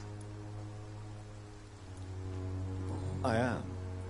But the answers I seek are based on facts, not superstition. What do you mean when you say that I am more lost than you thought? All scientists are entangled. Quite a judgmental opinion. But you are seeking up. Well, I suppose I can spare a few minutes listening to your so-called truth. As a doctor, you must be aware of the decimating epidemic. But let me tell you that this so-called Spanish flu is just the beginning of the end. What do you mean? The beast is finally revealing itself, corrupting the flesh and the heart of men. With my own eyes I have seen them, those minions from the abyss. Really? And what would be your answer to this biblical threat? We must fight the disease before this legion outnumbers us. But not with scalpels and microscopes. No. What is left then? Cleansing fire.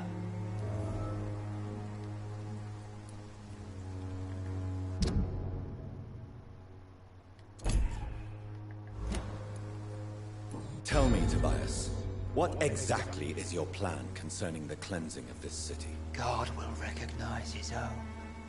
More than once this city has risen from the ashes, hardened and purified by the flames.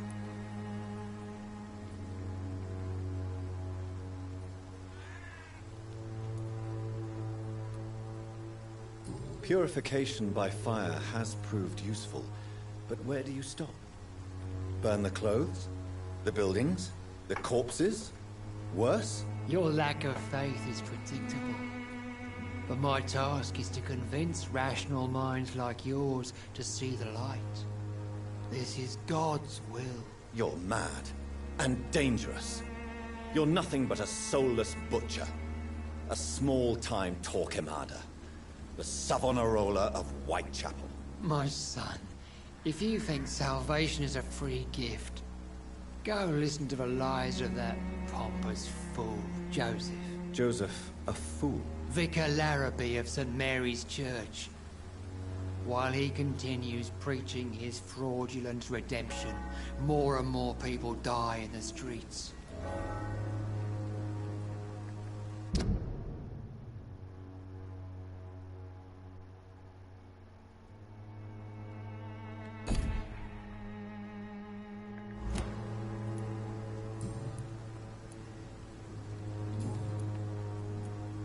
Have you any friends? Any family left in these terrible times? No. But I have a disciple I see as my son. He is so devoted. I sent him to preach the good word in the heart of this corrupted city. You sent him on some preaching crusade during the epidemic? As a true believer, Samuel will fear no evil while he walks through the valley of the shadow of death. Where did you send him? I sent Samuel to the Stonebridge Cemetery, where the pestilence and evil grows night after night.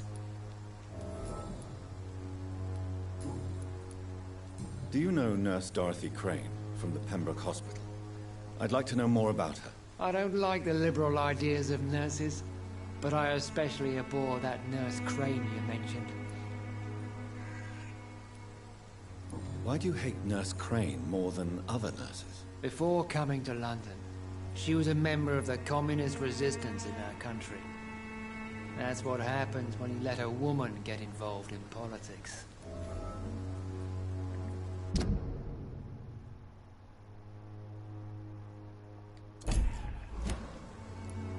So, you're not exactly a fan of Florence Nightingale's work. But nurses are essential for modern healthcare. Nuns should be the only women allowed to take care of male patients. It's obvious only they have the necessary moral fiber. I have heard enough for tonight. Goodbye.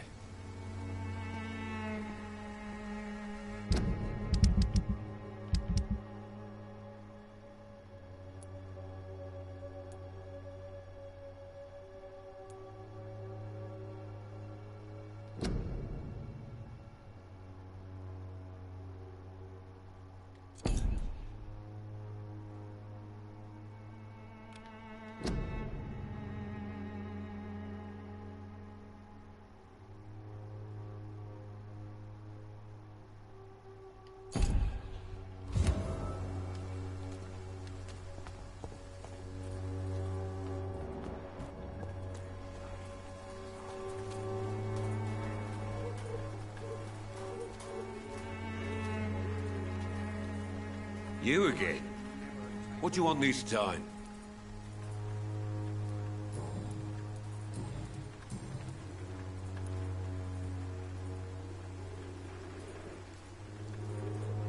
Why is your relationship with your son so difficult? Harry and I are so different.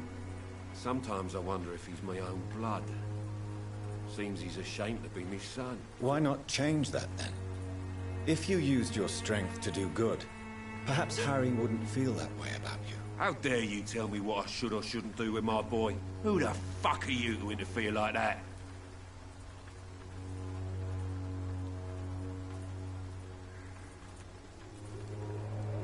I mean no harm to your family. But if you want my advice, this is no place to raise a child. No matter where we live, Harry will always be sick and frail. At least here, I'm respected. And no one will ever dare touch him.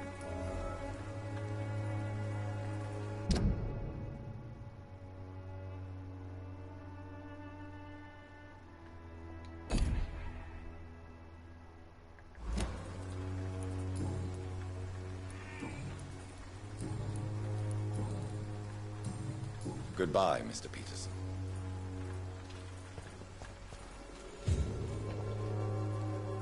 Fancy buying something? You never lose...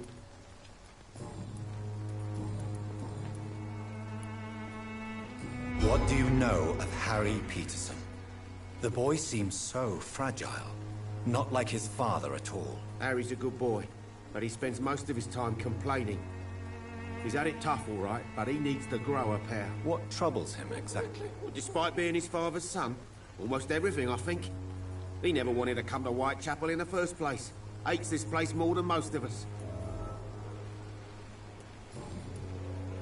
Goodbye for now, Mr. Lewis.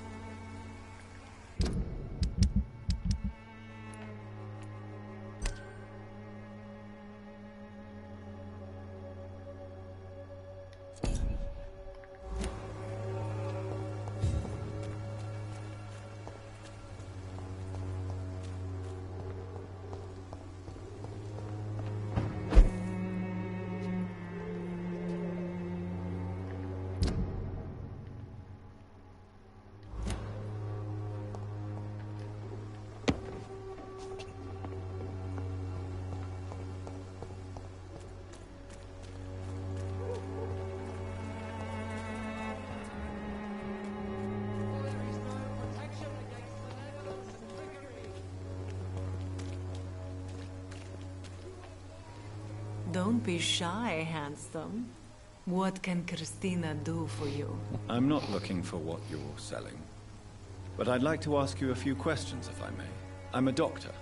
Dr. Reed. All right then, but be quick. Though I usually get paid when I open my mouth.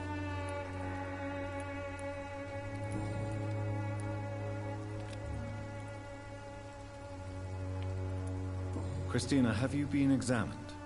The epidemic is spreading fast in London, and you could be exposed. Or expose others. I don't like doctors or hospitals, but I don't like you asking questions. You can put your own life in danger, that's your decision. But what about your clients?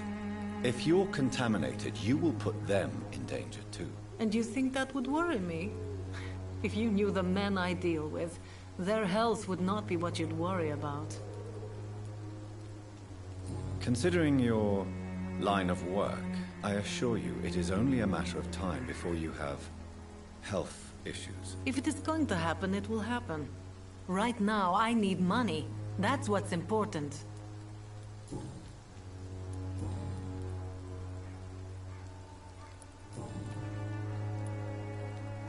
Tell me about yourself. Are you joking with me?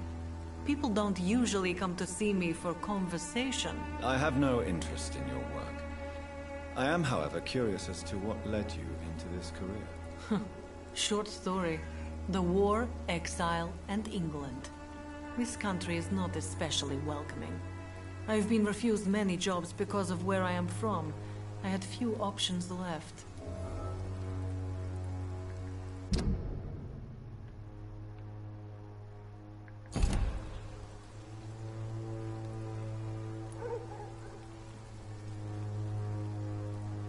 I always thought I was the master of my own fate. But now I know we don't always have control over our lives. I don't judge you. You know, this money is not only for me. I have good reasons to need this money quickly. But it is not your concern, Doctor.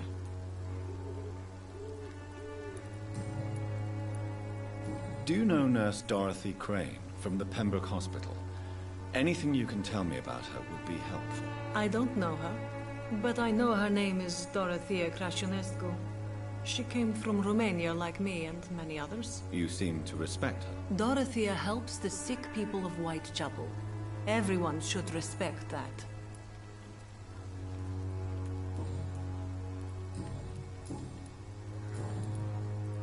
Goodbye, miss. Take care of yourself as best you can.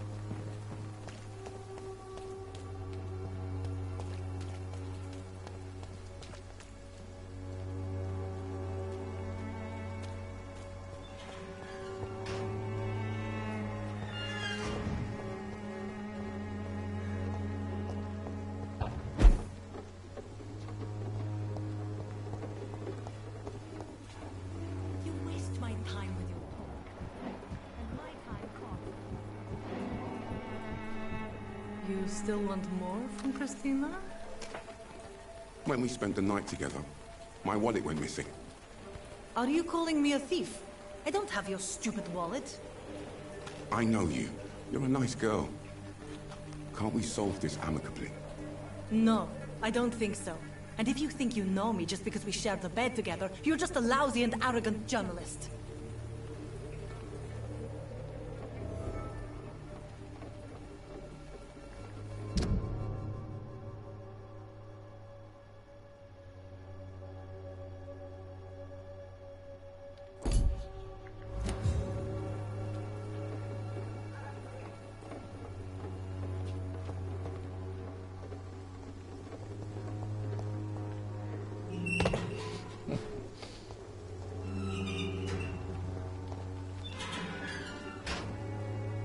Excuse me, sir. Are you familiar with this part of town?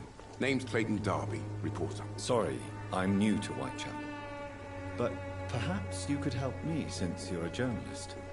My name is Jonathan Reed. Dr. Reed, the famous surgeon. I'll gladly help if I'm able, sir.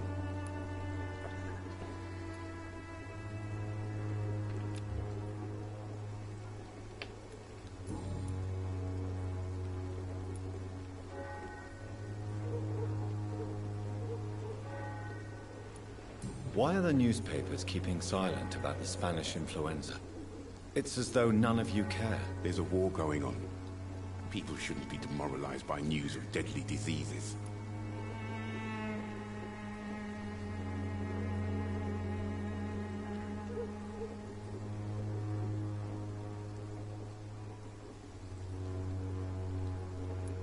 If no one stops it, this epidemic could turn into a scourge. It may kill more people than the war itself. Yes, this is another kind of war, but just as deadly. History will judge us all for what we did and what we did not. Have you any idea of the danger you face in these streets at night? I've had to run and hide more than once from frenzied mobs incensed by the fever. Do you think the flu is really responsible for this, Doctor?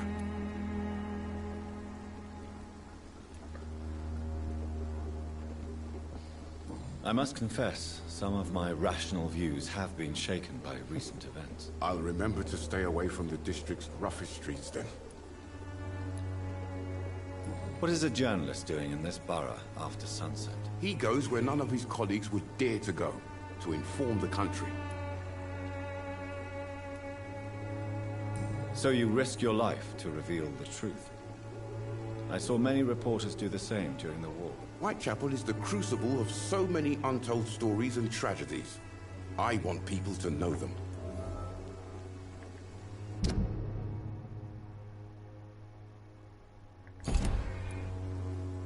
That's quite honorable of you. But is the public interested? Not at all, sir. And that's why I'm an independent journalist, hoping to sell some stories. Christina Popper claims she sells her body because she can't find any other work. Do you believe her? Of course I do. Her story is exactly what I want my readers to understand.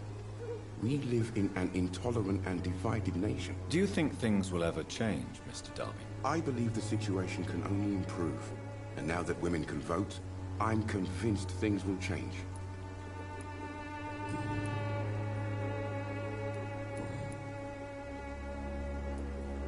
Tell me, Clayton, do you really think this young woman stole your wallet? Christina? Yes. I recently met her. A nice girl, despite her questionable conduct.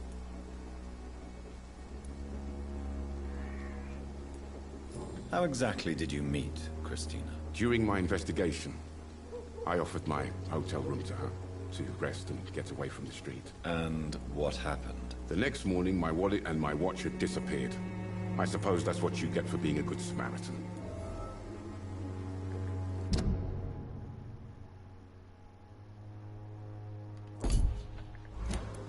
If you are going to sleep with a lady of the night, Clayton, I would advise you to be cautious. I can't really be mad at her, though. She's just trying to survive. She doesn't have many options. Was it wise to become so intimate with a woman you were supposed to interview, Clayton? Maybe it was. But I have learned to look for the inner truth and beauty in people.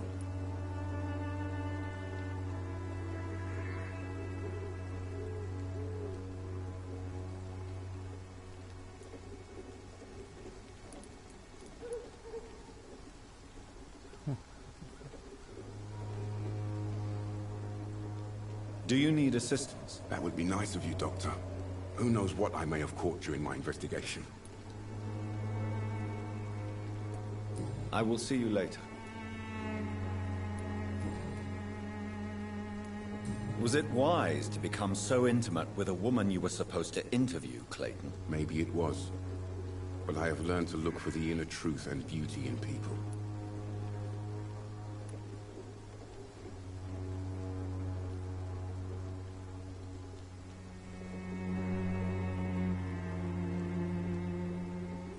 I apologize. I didn't mean to be rude. What can you tell me about this woman? She's very sensitive. So nostalgic about her country. I saw her cry once because she'd lost a precious souvenir from her homeland. What was it? A scarf her brother gave her before she came to England. Why are you so concerned? You seem to have something on your mind, Mr. Darby. That we could make peace if I could find it and give it back to her. But I'm afraid she lost the scarf somewhere during her night shift. Goodbye, Mr. Darby. Farewell.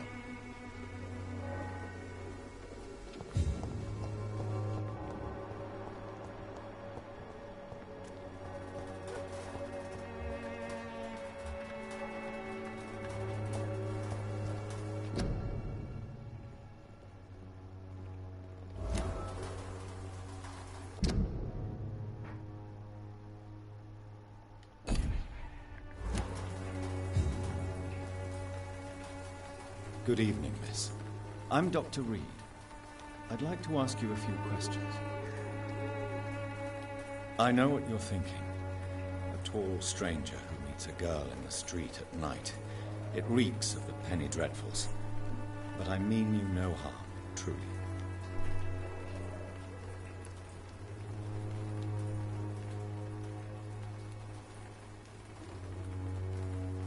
I know you understand what I'm saying. Your silence has nothing to do with you being mute, does it?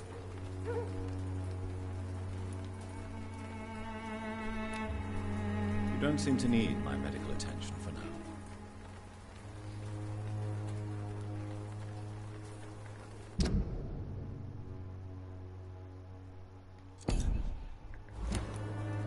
Melia, I know you work for Dorothy Crane. Please tell me about her secret dispensary. A stubborn and mute comrade. Nurse Crane and Darius Petrescu have been clever. Very well. Goodbye then.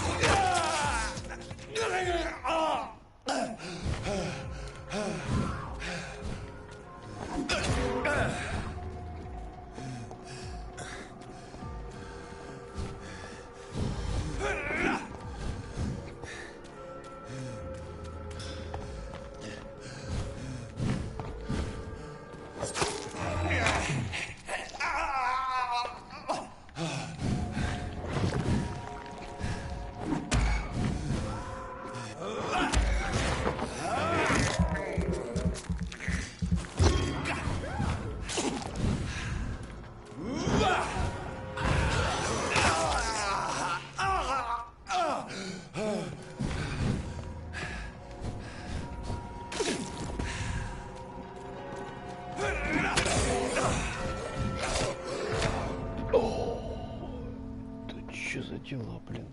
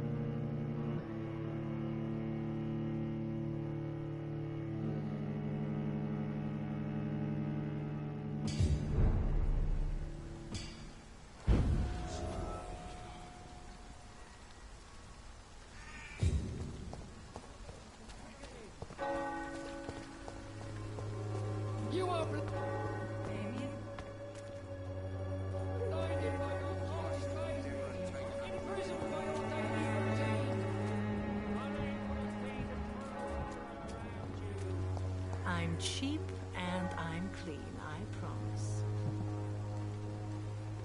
Good evening, Christina. Change your mind, Mr. Reed? Clayton Darby claims he will expose the crisis in Whitechapel to all of London. Do you believe him? I believe Clayton's courage will erode with time, until he finally leaves Whitechapel to start another fight somewhere else. Why this skepticism? How can you speak about starvation if you've never been hungry? Or about poverty? Or anything else you have never suffered from? Are you talking from experience? I've seen your type come here to get a good fuck in a cheap room or a dark alley before going back to their fancy houses in the West End.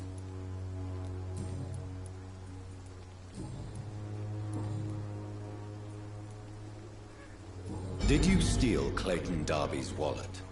Tell me the truth, Christina. Of course I stole it. But I never thought he would come back to look for it. Why did you do it? He seems to trust you. For a time I thought he was different from other men. In the end, he just wanted to sleep with me. Same as the others.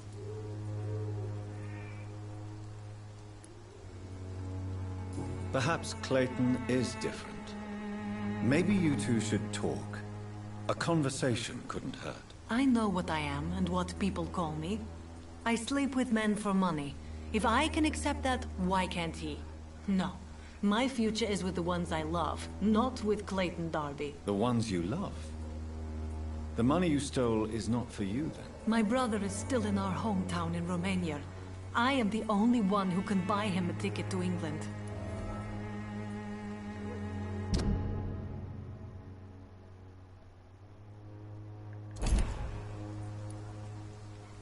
Tell me, Christina, is it worth risking your health and your life for your brother's safety? He's the only family I have left. I had to leave Romania without him. I can't be happy until he is near me again. I understand your concern. I spent many months away from my family when I served on the front line in France. Every time I write to him, I fear I won't receive an answer. It kills me to know he is still there.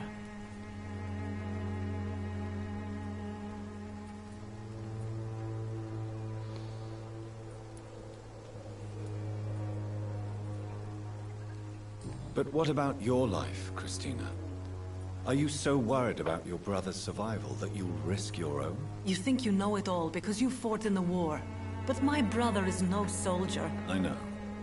We all understand the risks to soldiers, but we don't necessarily recognize the civilian casualties caused by these conflicts. Yes. Wars are decided by rich men who will never take the risk of being shot, raped, or maimed.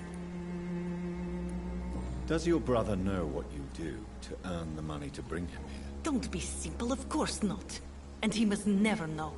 Everything will be different once he is here with me.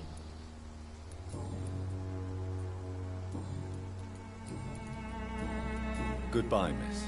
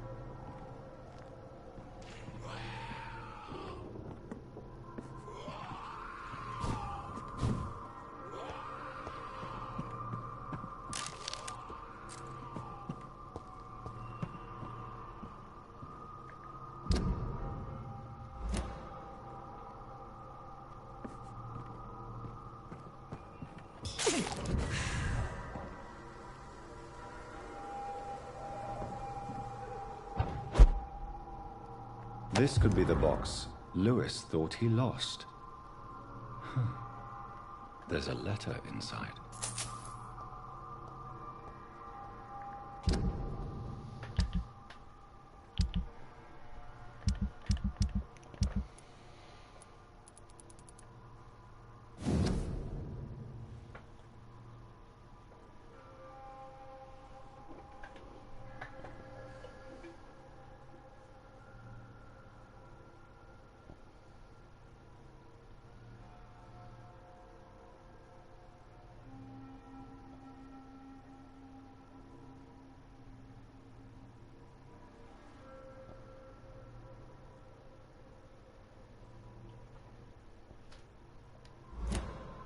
A love letter from Joe Peterson's wife, addressed to Barrett Lewis. Who should I give it to, I wonder?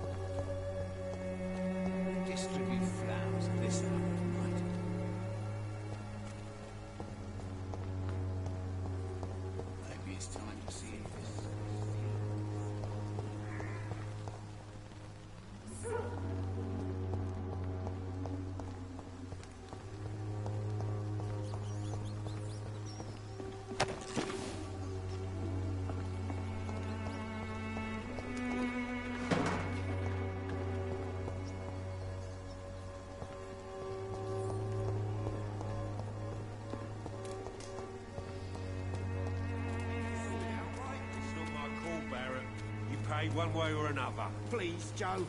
How long have we known each other? We even used to be neighbours, for Christ's sake. I'd prefer not to give you another beating, Barrett.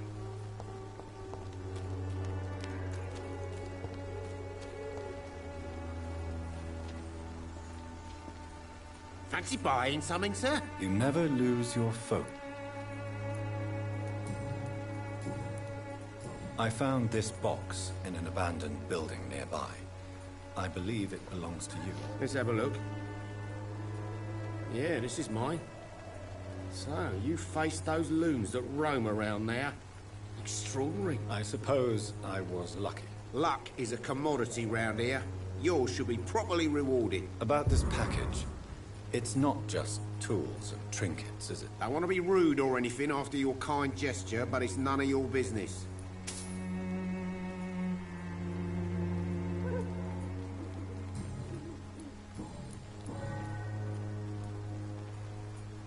Barrett, you had an affair with Joe's wife, didn't you? Yeah, I did.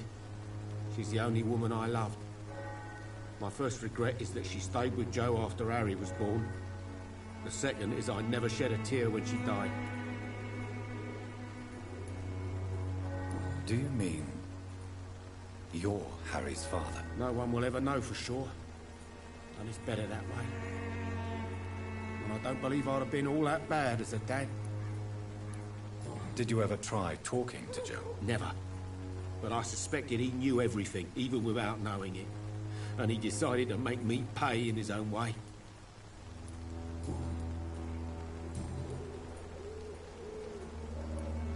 Right then.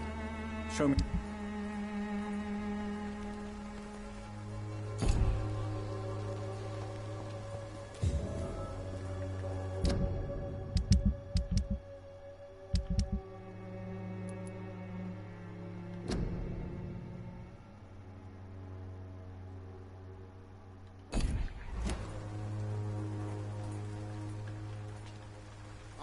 You again?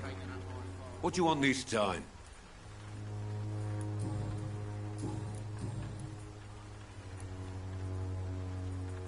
Harry doesn't seem happy living in Whitechapel.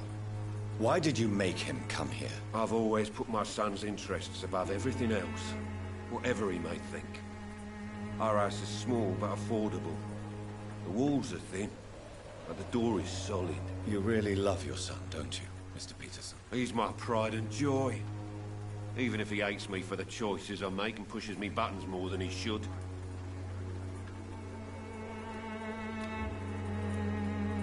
Do you have any regrets? Only one. Not to have my beloved wife by my side.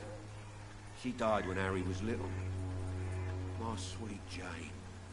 She gave the boy confidence.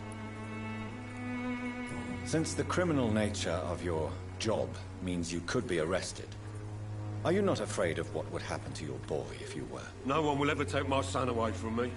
If that ever occurred, I'd hunt the bastard down and rip off his head with my bare hands.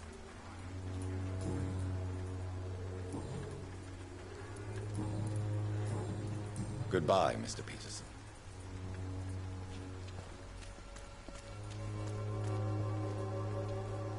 Fancy bar. You never...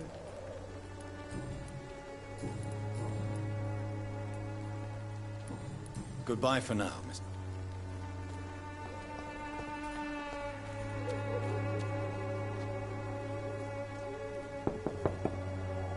Hello, young man.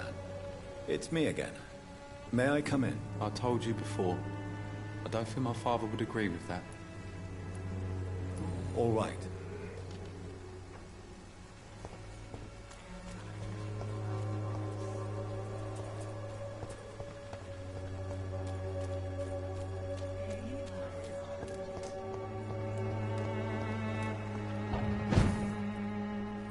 It's locked.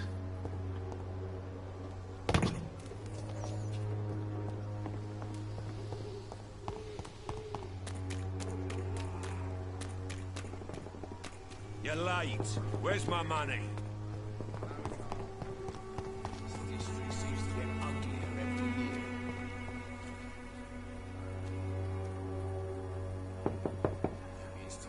What? What do you want? Leave me alone. Good evening, sir. I'm Dr. Reed. I'm looking for Nurse Dorothy Crane. There is no Dorothy Crane here. Now goodbye. I'm afraid this medical leaflet says the opposite, sir. Really? Well, I'm afraid I'm going to close this door right now. Go bother someone else, Mr. Doctor. To enter that house, I must discover who this man really is. Maybe I could start by observing what he's up to.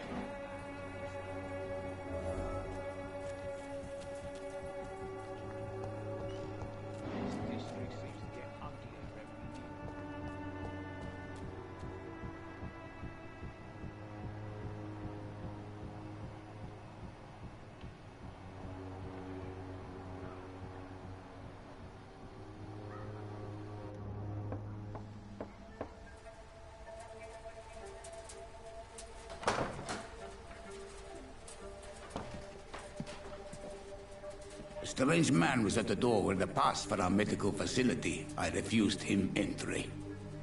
Darius, how could you know he didn't need our help? His clothes were too finely tailored to be from Whitechapel. Perhaps just a friend of that stray poet who is always about. Richard Nithercott? No, not of the same cloth, this man. I suspect some machination from that journalist. Clayton Darby.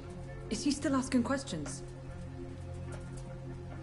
Yes. I saw him drifting around St. Mary's Church. I swear he is tracking me just downwind.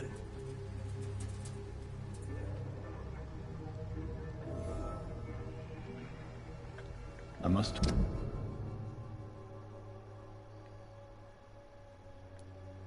to that journalist or the poet. They must know about Darius. Nearby the church they just mentioned.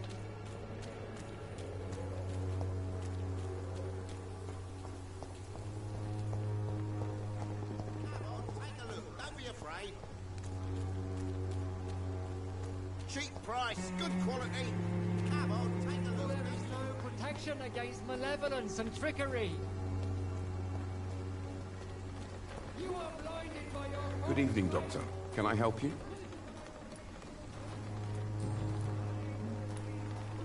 Do you know that Christina is hoping to pay for her brother to travel to England in the near future? I see. No, she didn't tell me that. But that explains many things. Do you believe she will ever see her brother again? As long as the war rages in Europe, I'm afraid her chances of seeing her brother again are slim to none. I heard you're investigating an underground medical dispensary in Whitechapel. What do you know about it? Not much, I'm afraid. They are wary of strangers, and I'm not really an acquaintance of theirs. Why do you care?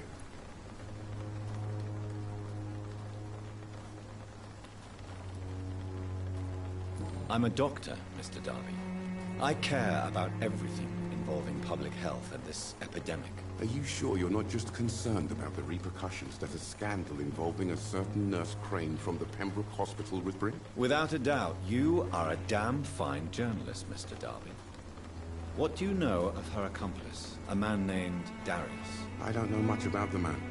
He's very cautious. Never goes out. Doesn't seem to have any friends or family. He has no relatives at all? No. Except for that strange man, a poet named Richard Nithercott, who sometimes comes by. Darius would never let him in. Where can I find this Mr. Nithercott? He spends most of his time lurking around Whitechapel, talking to himself or declaring verses. These days, you can usually find him behind the church. He never goes out? No. A few days ago, he unexpectedly did. I followed him, but it was just a ruse to keep me away from his house. Really? How do you know? He went to the nearest mailbox, but just before posting his letter, he ripped it up and threw it away. Goodbye, Mr. Darby.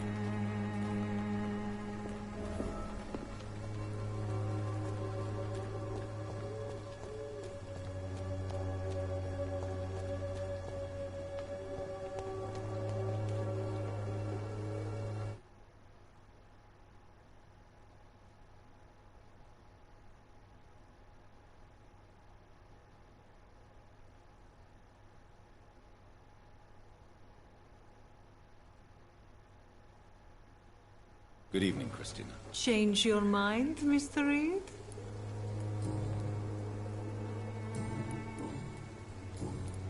Goodbye, miss. Take care of yourself as best you can.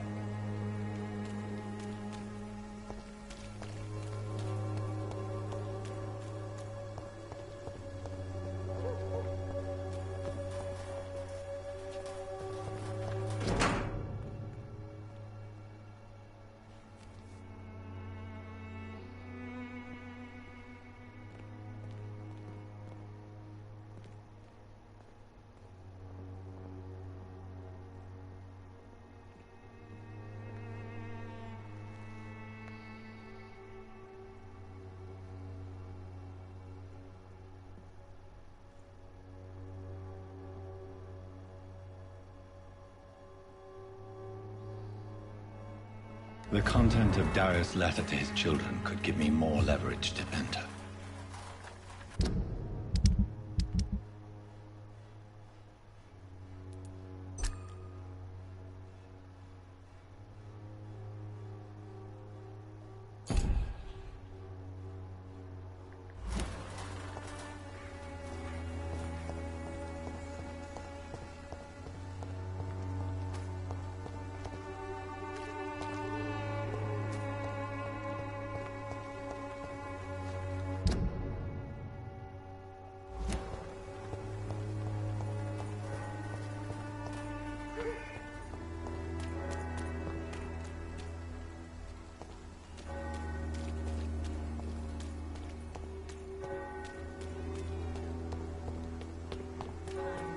The walls of your home will not protect you.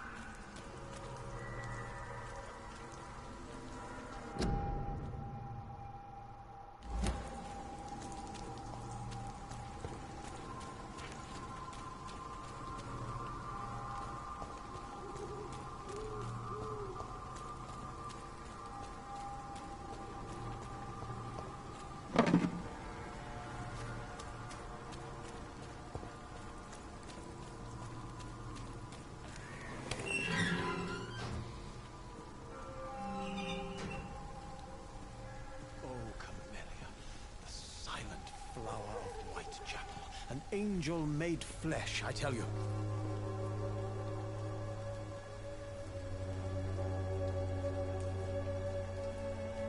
Good evening, sir. I'm Dr. Reed. I would like to ask you a few questions. Please be my guest. Although I may not be the best informant regarding this part of town, my words speak about that which the eyes cannot see. Really? Are you an artist of some kind? I'm a poet, sir.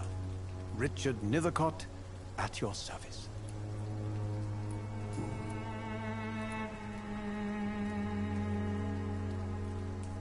Are you aware that your life could be in danger in this part of town? But this is where I must be to feel the real beat of the city. I had to come, see it for myself, alone.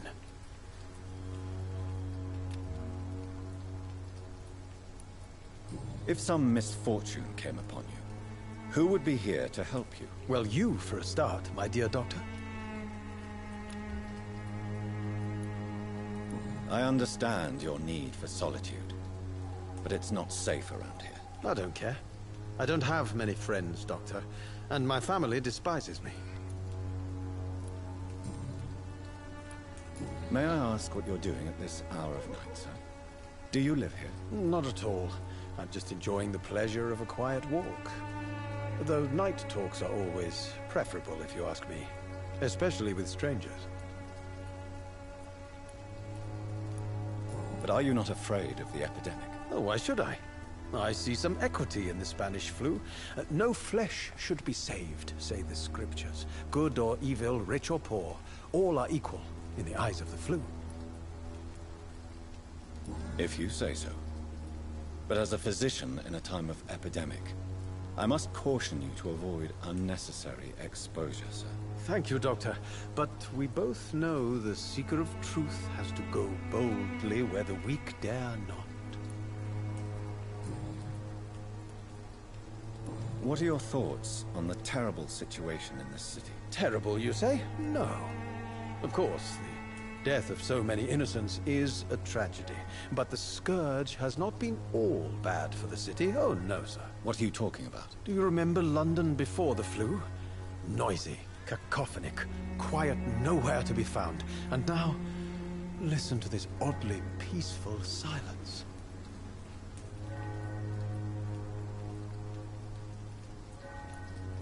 Yes. The enjoyable silence of the grave.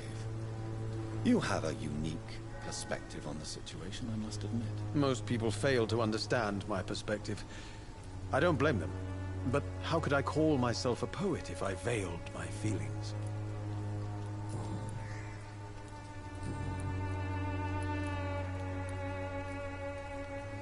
Tell me, Mr. Nethercott, why seek inspiration in Whitechapel? The place is not beautiful per se, but how to explain it? Stirring and challenging. In what way, exactly? The struggle by gaslight, the barren smiles and the added hunger under the rain. If you say so. Such vibrant antagonism and vivid paradox. The stripped humanity raged across each street. Vivid, of course, yes. And what about the poignant distress? Oh yes, the poignant distress. You see what I mean, don't you? That's what I want to write about, and that's what Whitechapel is made of. Do you not think it a little morbid? On the contrary, sir. Whitechapel is full of life, full of beauty. Just like my dear muse, the wonderful Camellia. What can you tell me about Camellia? Not much, and that's the beauty of it. She can't speak, you know. She's a locked mystery who exhales kindness and sweetness.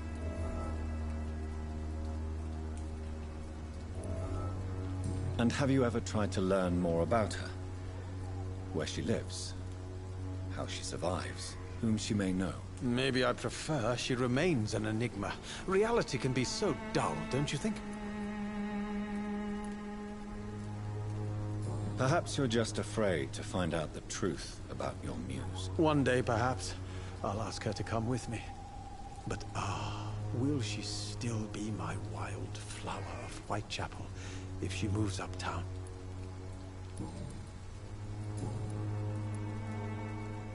Did you know the mute florist is a member of a secret society? No, I didn't.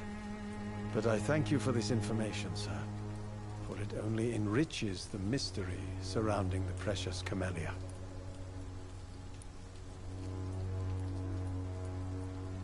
Are you not curious? Is there not more you wish to know? That girl has not an ounce of malice in her. Whatever she may be hiding, it's certain to be for the benefit of most, if not all. I fear you are a hopeless romantic, Mr. Nethercott. Guilty as charged, Dr. Reed. May I ask you a few questions about the district? Extraordinary part of town, is it not? I'll be glad to help you, if I can. I'm looking for Dorothy Crane, a nurse who lives in this vicinity. Dorothy Crane. Oh, I love the name. The Crane of Whitechapel. Sounds very mysterious. But, sorry, no, never heard of her. What can you tell me about an old man called Darius? Darius Petrescu? Yes, I know him. At first, I thought he was only a small publisher. I invited him to publish my work, but his reaction was pretty clear. Not interested in your talent? Darius is an old political activist who takes delight in printing tracts and lampoons. Those communist activities only require mediocre writing skills. I'll leave you alone, sir. Darius is a bit less of a mystery now. It should not be that difficult to incite him to let me in.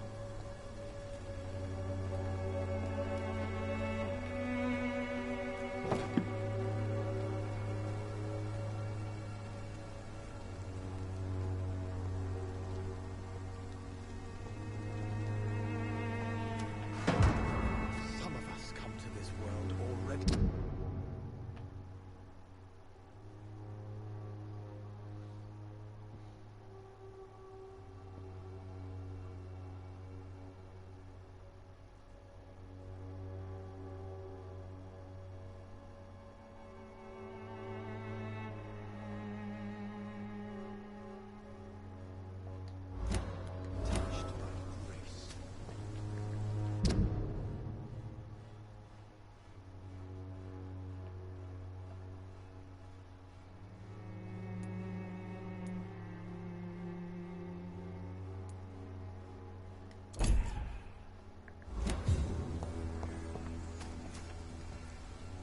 Good evening, Mr. Nithercott. And good evening to you too.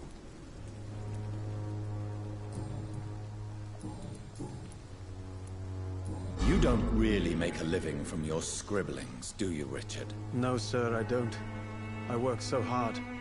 I put all my time, my energy, my devotion into the precise carving of words.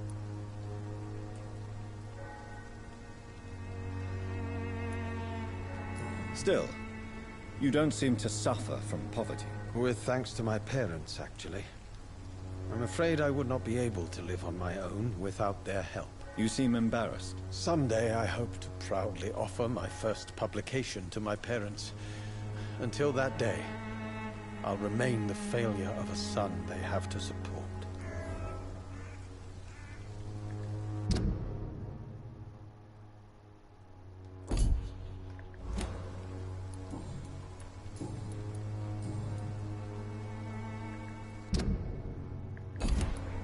I'll leave you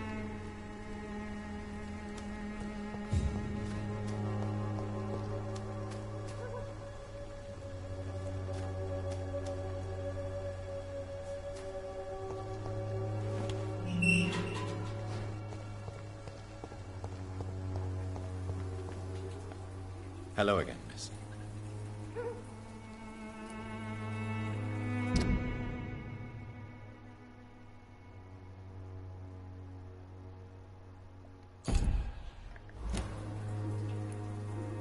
Tell me about Richard Nithercott. I understand he is quite fond of you, Camellia.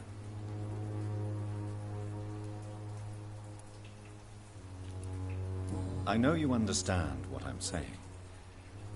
Your silence has nothing to do with you.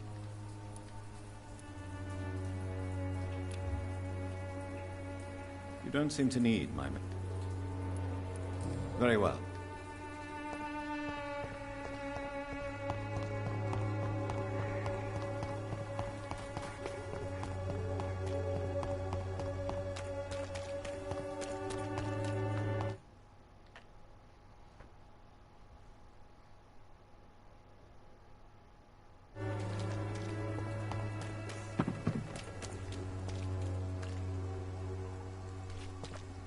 Pay me a glass and I'll be gentle.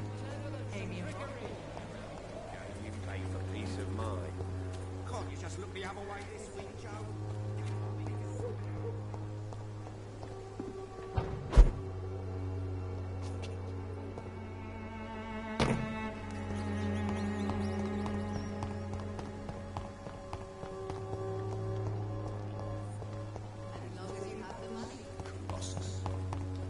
Perhaps I should look into it.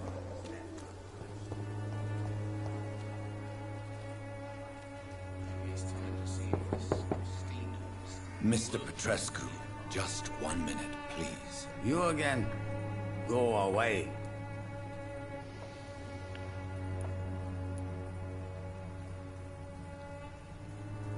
Sir, wait. Stop this nonsense. I know Nurse Crane is here. Shall we speak man to man, you and I? All right. Speak up. Don't you see we're on the same side? We fight to help the poor, sick, and abandoned. I'm nothing like you, Mr. Doctor. Yes, you are. You too believe in providing medical care without charge. You know what we have to sacrifice to make the world a better place. I have to admit your words have conviction. All right, I'll let you see Dorothea. Don't make me regret this, though.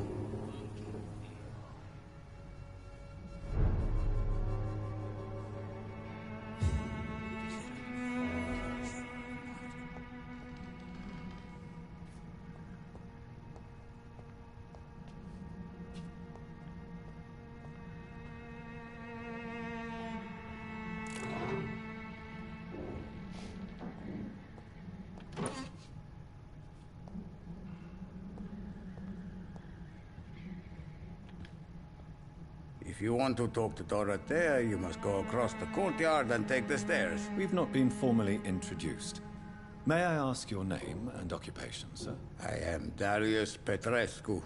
I'm here to keep snitches and spies away from Dorothea. And I also run this little print shop.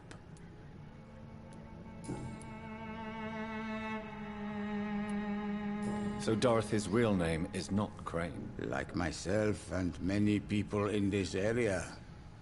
Dorothea is from occupied Romania. That's all you need to know. She seems important to the community. More than you can imagine. The West End does not want to hear of Whitechapel's misery. Dorothea is one of the few doing something about it. Tell me everything you know about Camellia, the mute florist. I do not believe in the afterlife, Doctor, but I'm almost convinced Camellia is an angel. She volunteered to give out our medical leaflets. Who is she, really? Do you know where she's from? She's not from around here, that's all we know. Camellia is not even her name. It's her favorite flower. You say she has no close family? Well, there's that awful poet who constantly follows her around like a lost puppy. A good man for sure, but a very poor writer. Are you not worried for her safety? She is as brave as she is tough, and clever too. If only I had met her when I was younger. Are you in love with Camellia, Mr. Petrescu? Don't be stupid. If I had met her when I was younger, we could have won our revolution.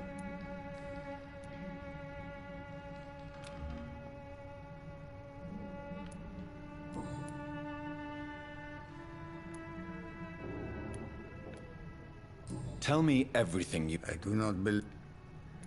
Who is she? She's not... You say she has... Well, there's... Did you refuse to publish Richard Nethercott's previous works, Darius? Yes. His manuscript is as pompous as he is starched. Now there's a man who loves the sound of his own voice. You could have told him so. As a great writer recently said, politeness is the most acceptable hypocrisy.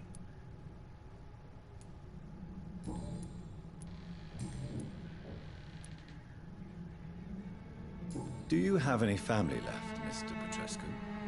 Children or grandchildren? Who knows? I have abandoned my people for so long, they might as well be dead. As dead as I am for them, I suppose. Don't be embarrassed, sir. If you must know, my own father disappeared many years ago, and I forgave him. It's quite awkward to talk about our families like this, but... Thank you, Dr. Reed. I appreciate your trust.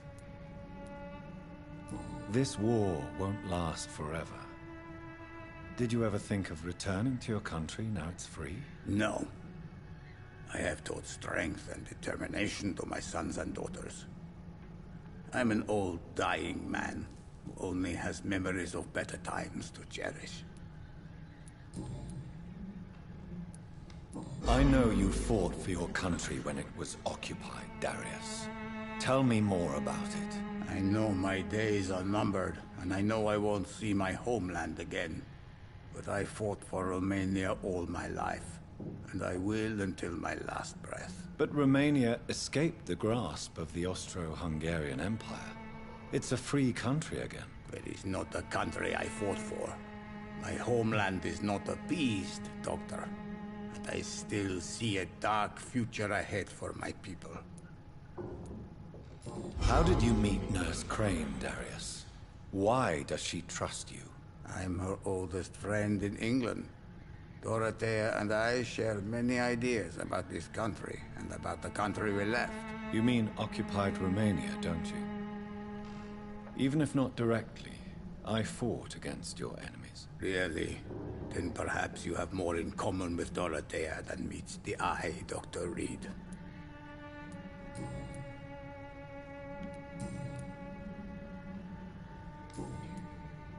Goodbye, Mr. Petrescu.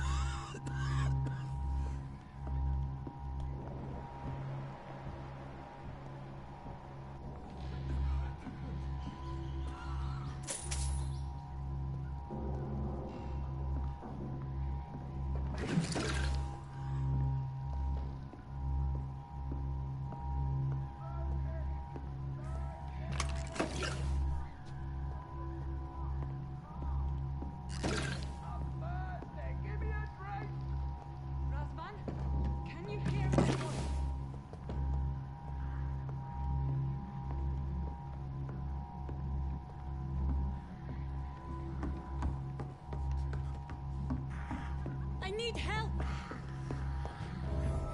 What do we have here, nurse? Patient Razvan Vasily. High fever running on 3 days.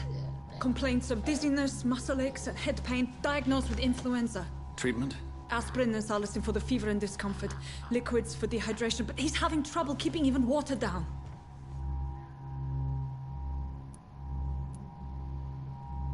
Aspirin and salicin, you say? Why not some warm milk and a kiss on the cheek? Where are the quinine salts? Tried buying, borrowing, even stealing. There's none to be found, Doctor. He's not convulsing, he's choking. He's not getting any air. Scalpel! Hand me that scalpel! What can I do, Doctor?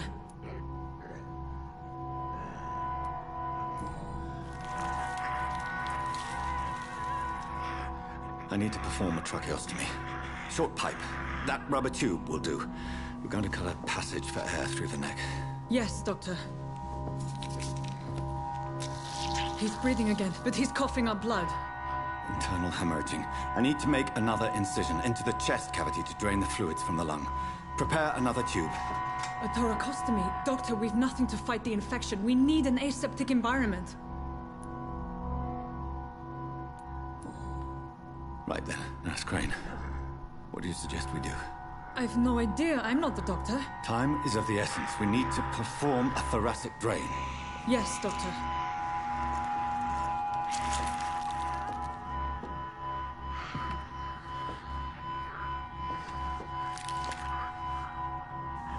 He's still bleeding, Doctor. I'm losing his pulse. The drain must have punctured the intercostal artery. There's too much blood. Are you all right, Doctor? I can't see.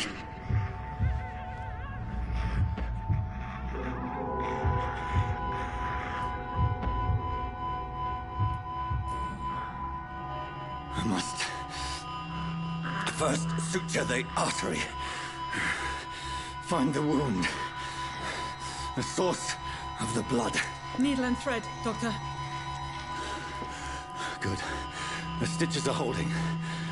How's he doing? We're losing him. We've lost his pulse. He's dying, Doctor!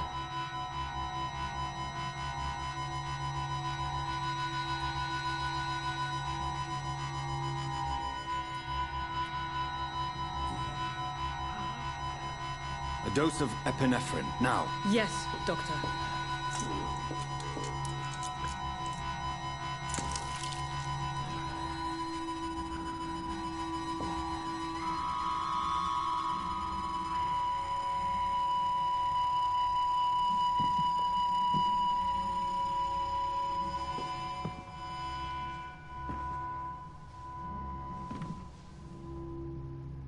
We've lost the pulse.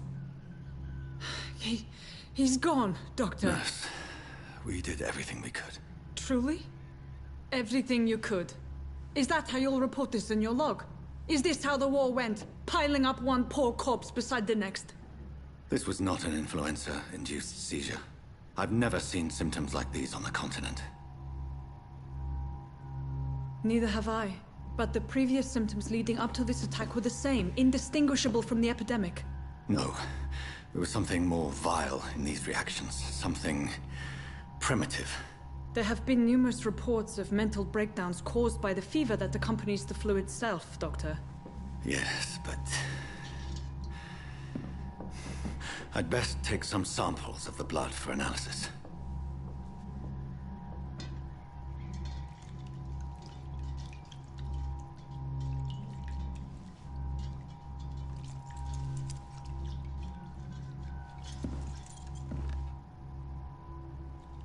I doubt you're here to test my bedside manners.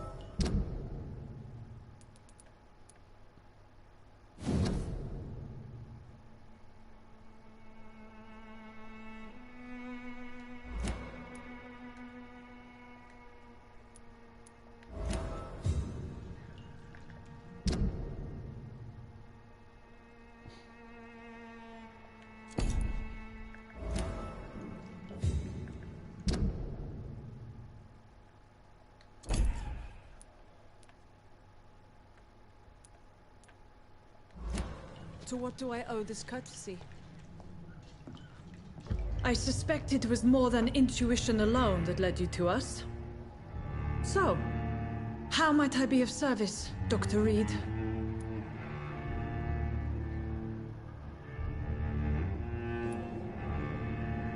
I've come to put an end to this insufferable blackmailing, Dorothy. Doctor, you think your warnings scare me? I've stolen and plied, blackmailed and lied, but what else am I to do? I'm all these people have.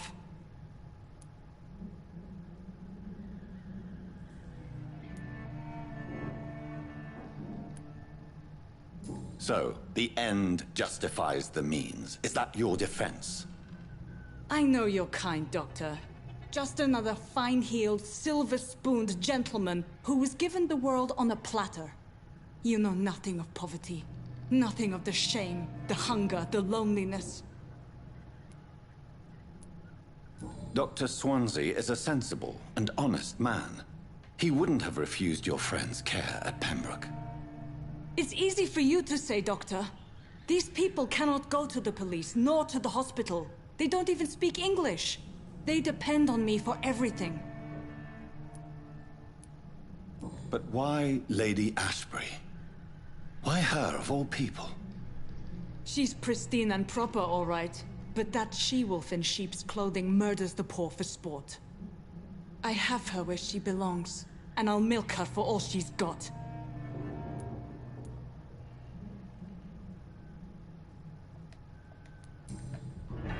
You've convinced me of the sincerity of your actions and their noble justifications. But all the same, blackmail is a crime, and it will stop, Nurse Crane. So, are you going to turn me over to the authorities?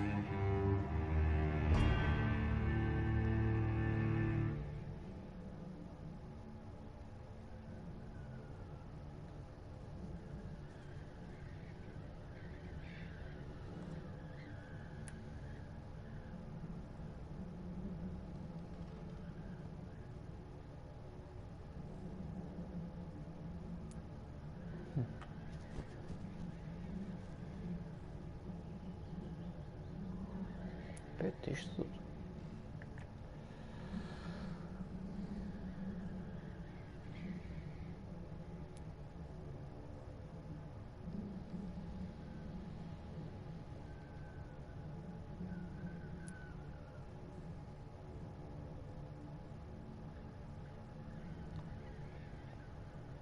Всем-то о чем? Listen very carefully, Dorothy. You will erase from your memory everything you pretend to know about Lady Ashbury and Pembroke Hospital. Let that rich bitch off the hook over my dead Nurse body. Crane, enough. Listen as if your life depended on every word. I know you've a generous heart who gives freely to those in need, but you shall walk away from the shadier streets of your business. I will never abandon... Dorothy, the discussion has come to a close. Your clandestine activities in the Resistance are over. Let it go. I'll let it go. Yes. All gone.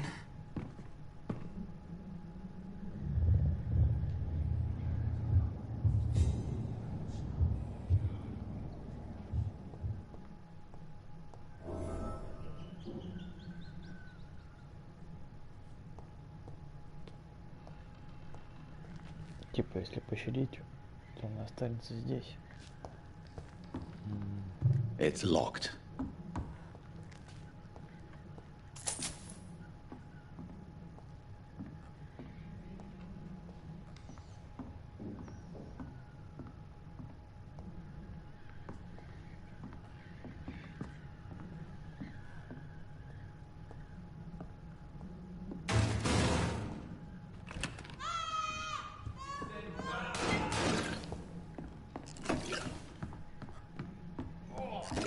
Stinks already. See them fancy clothes? This one!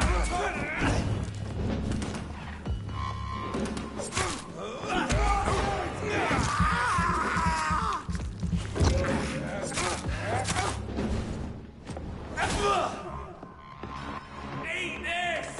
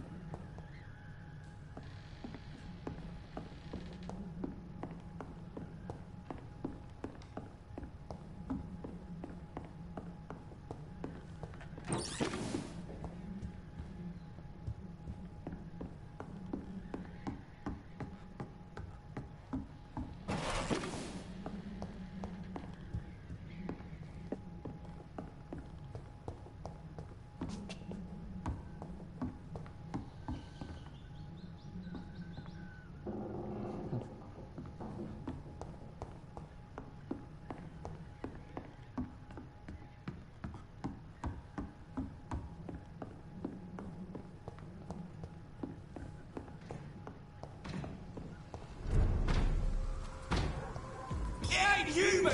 Kill it!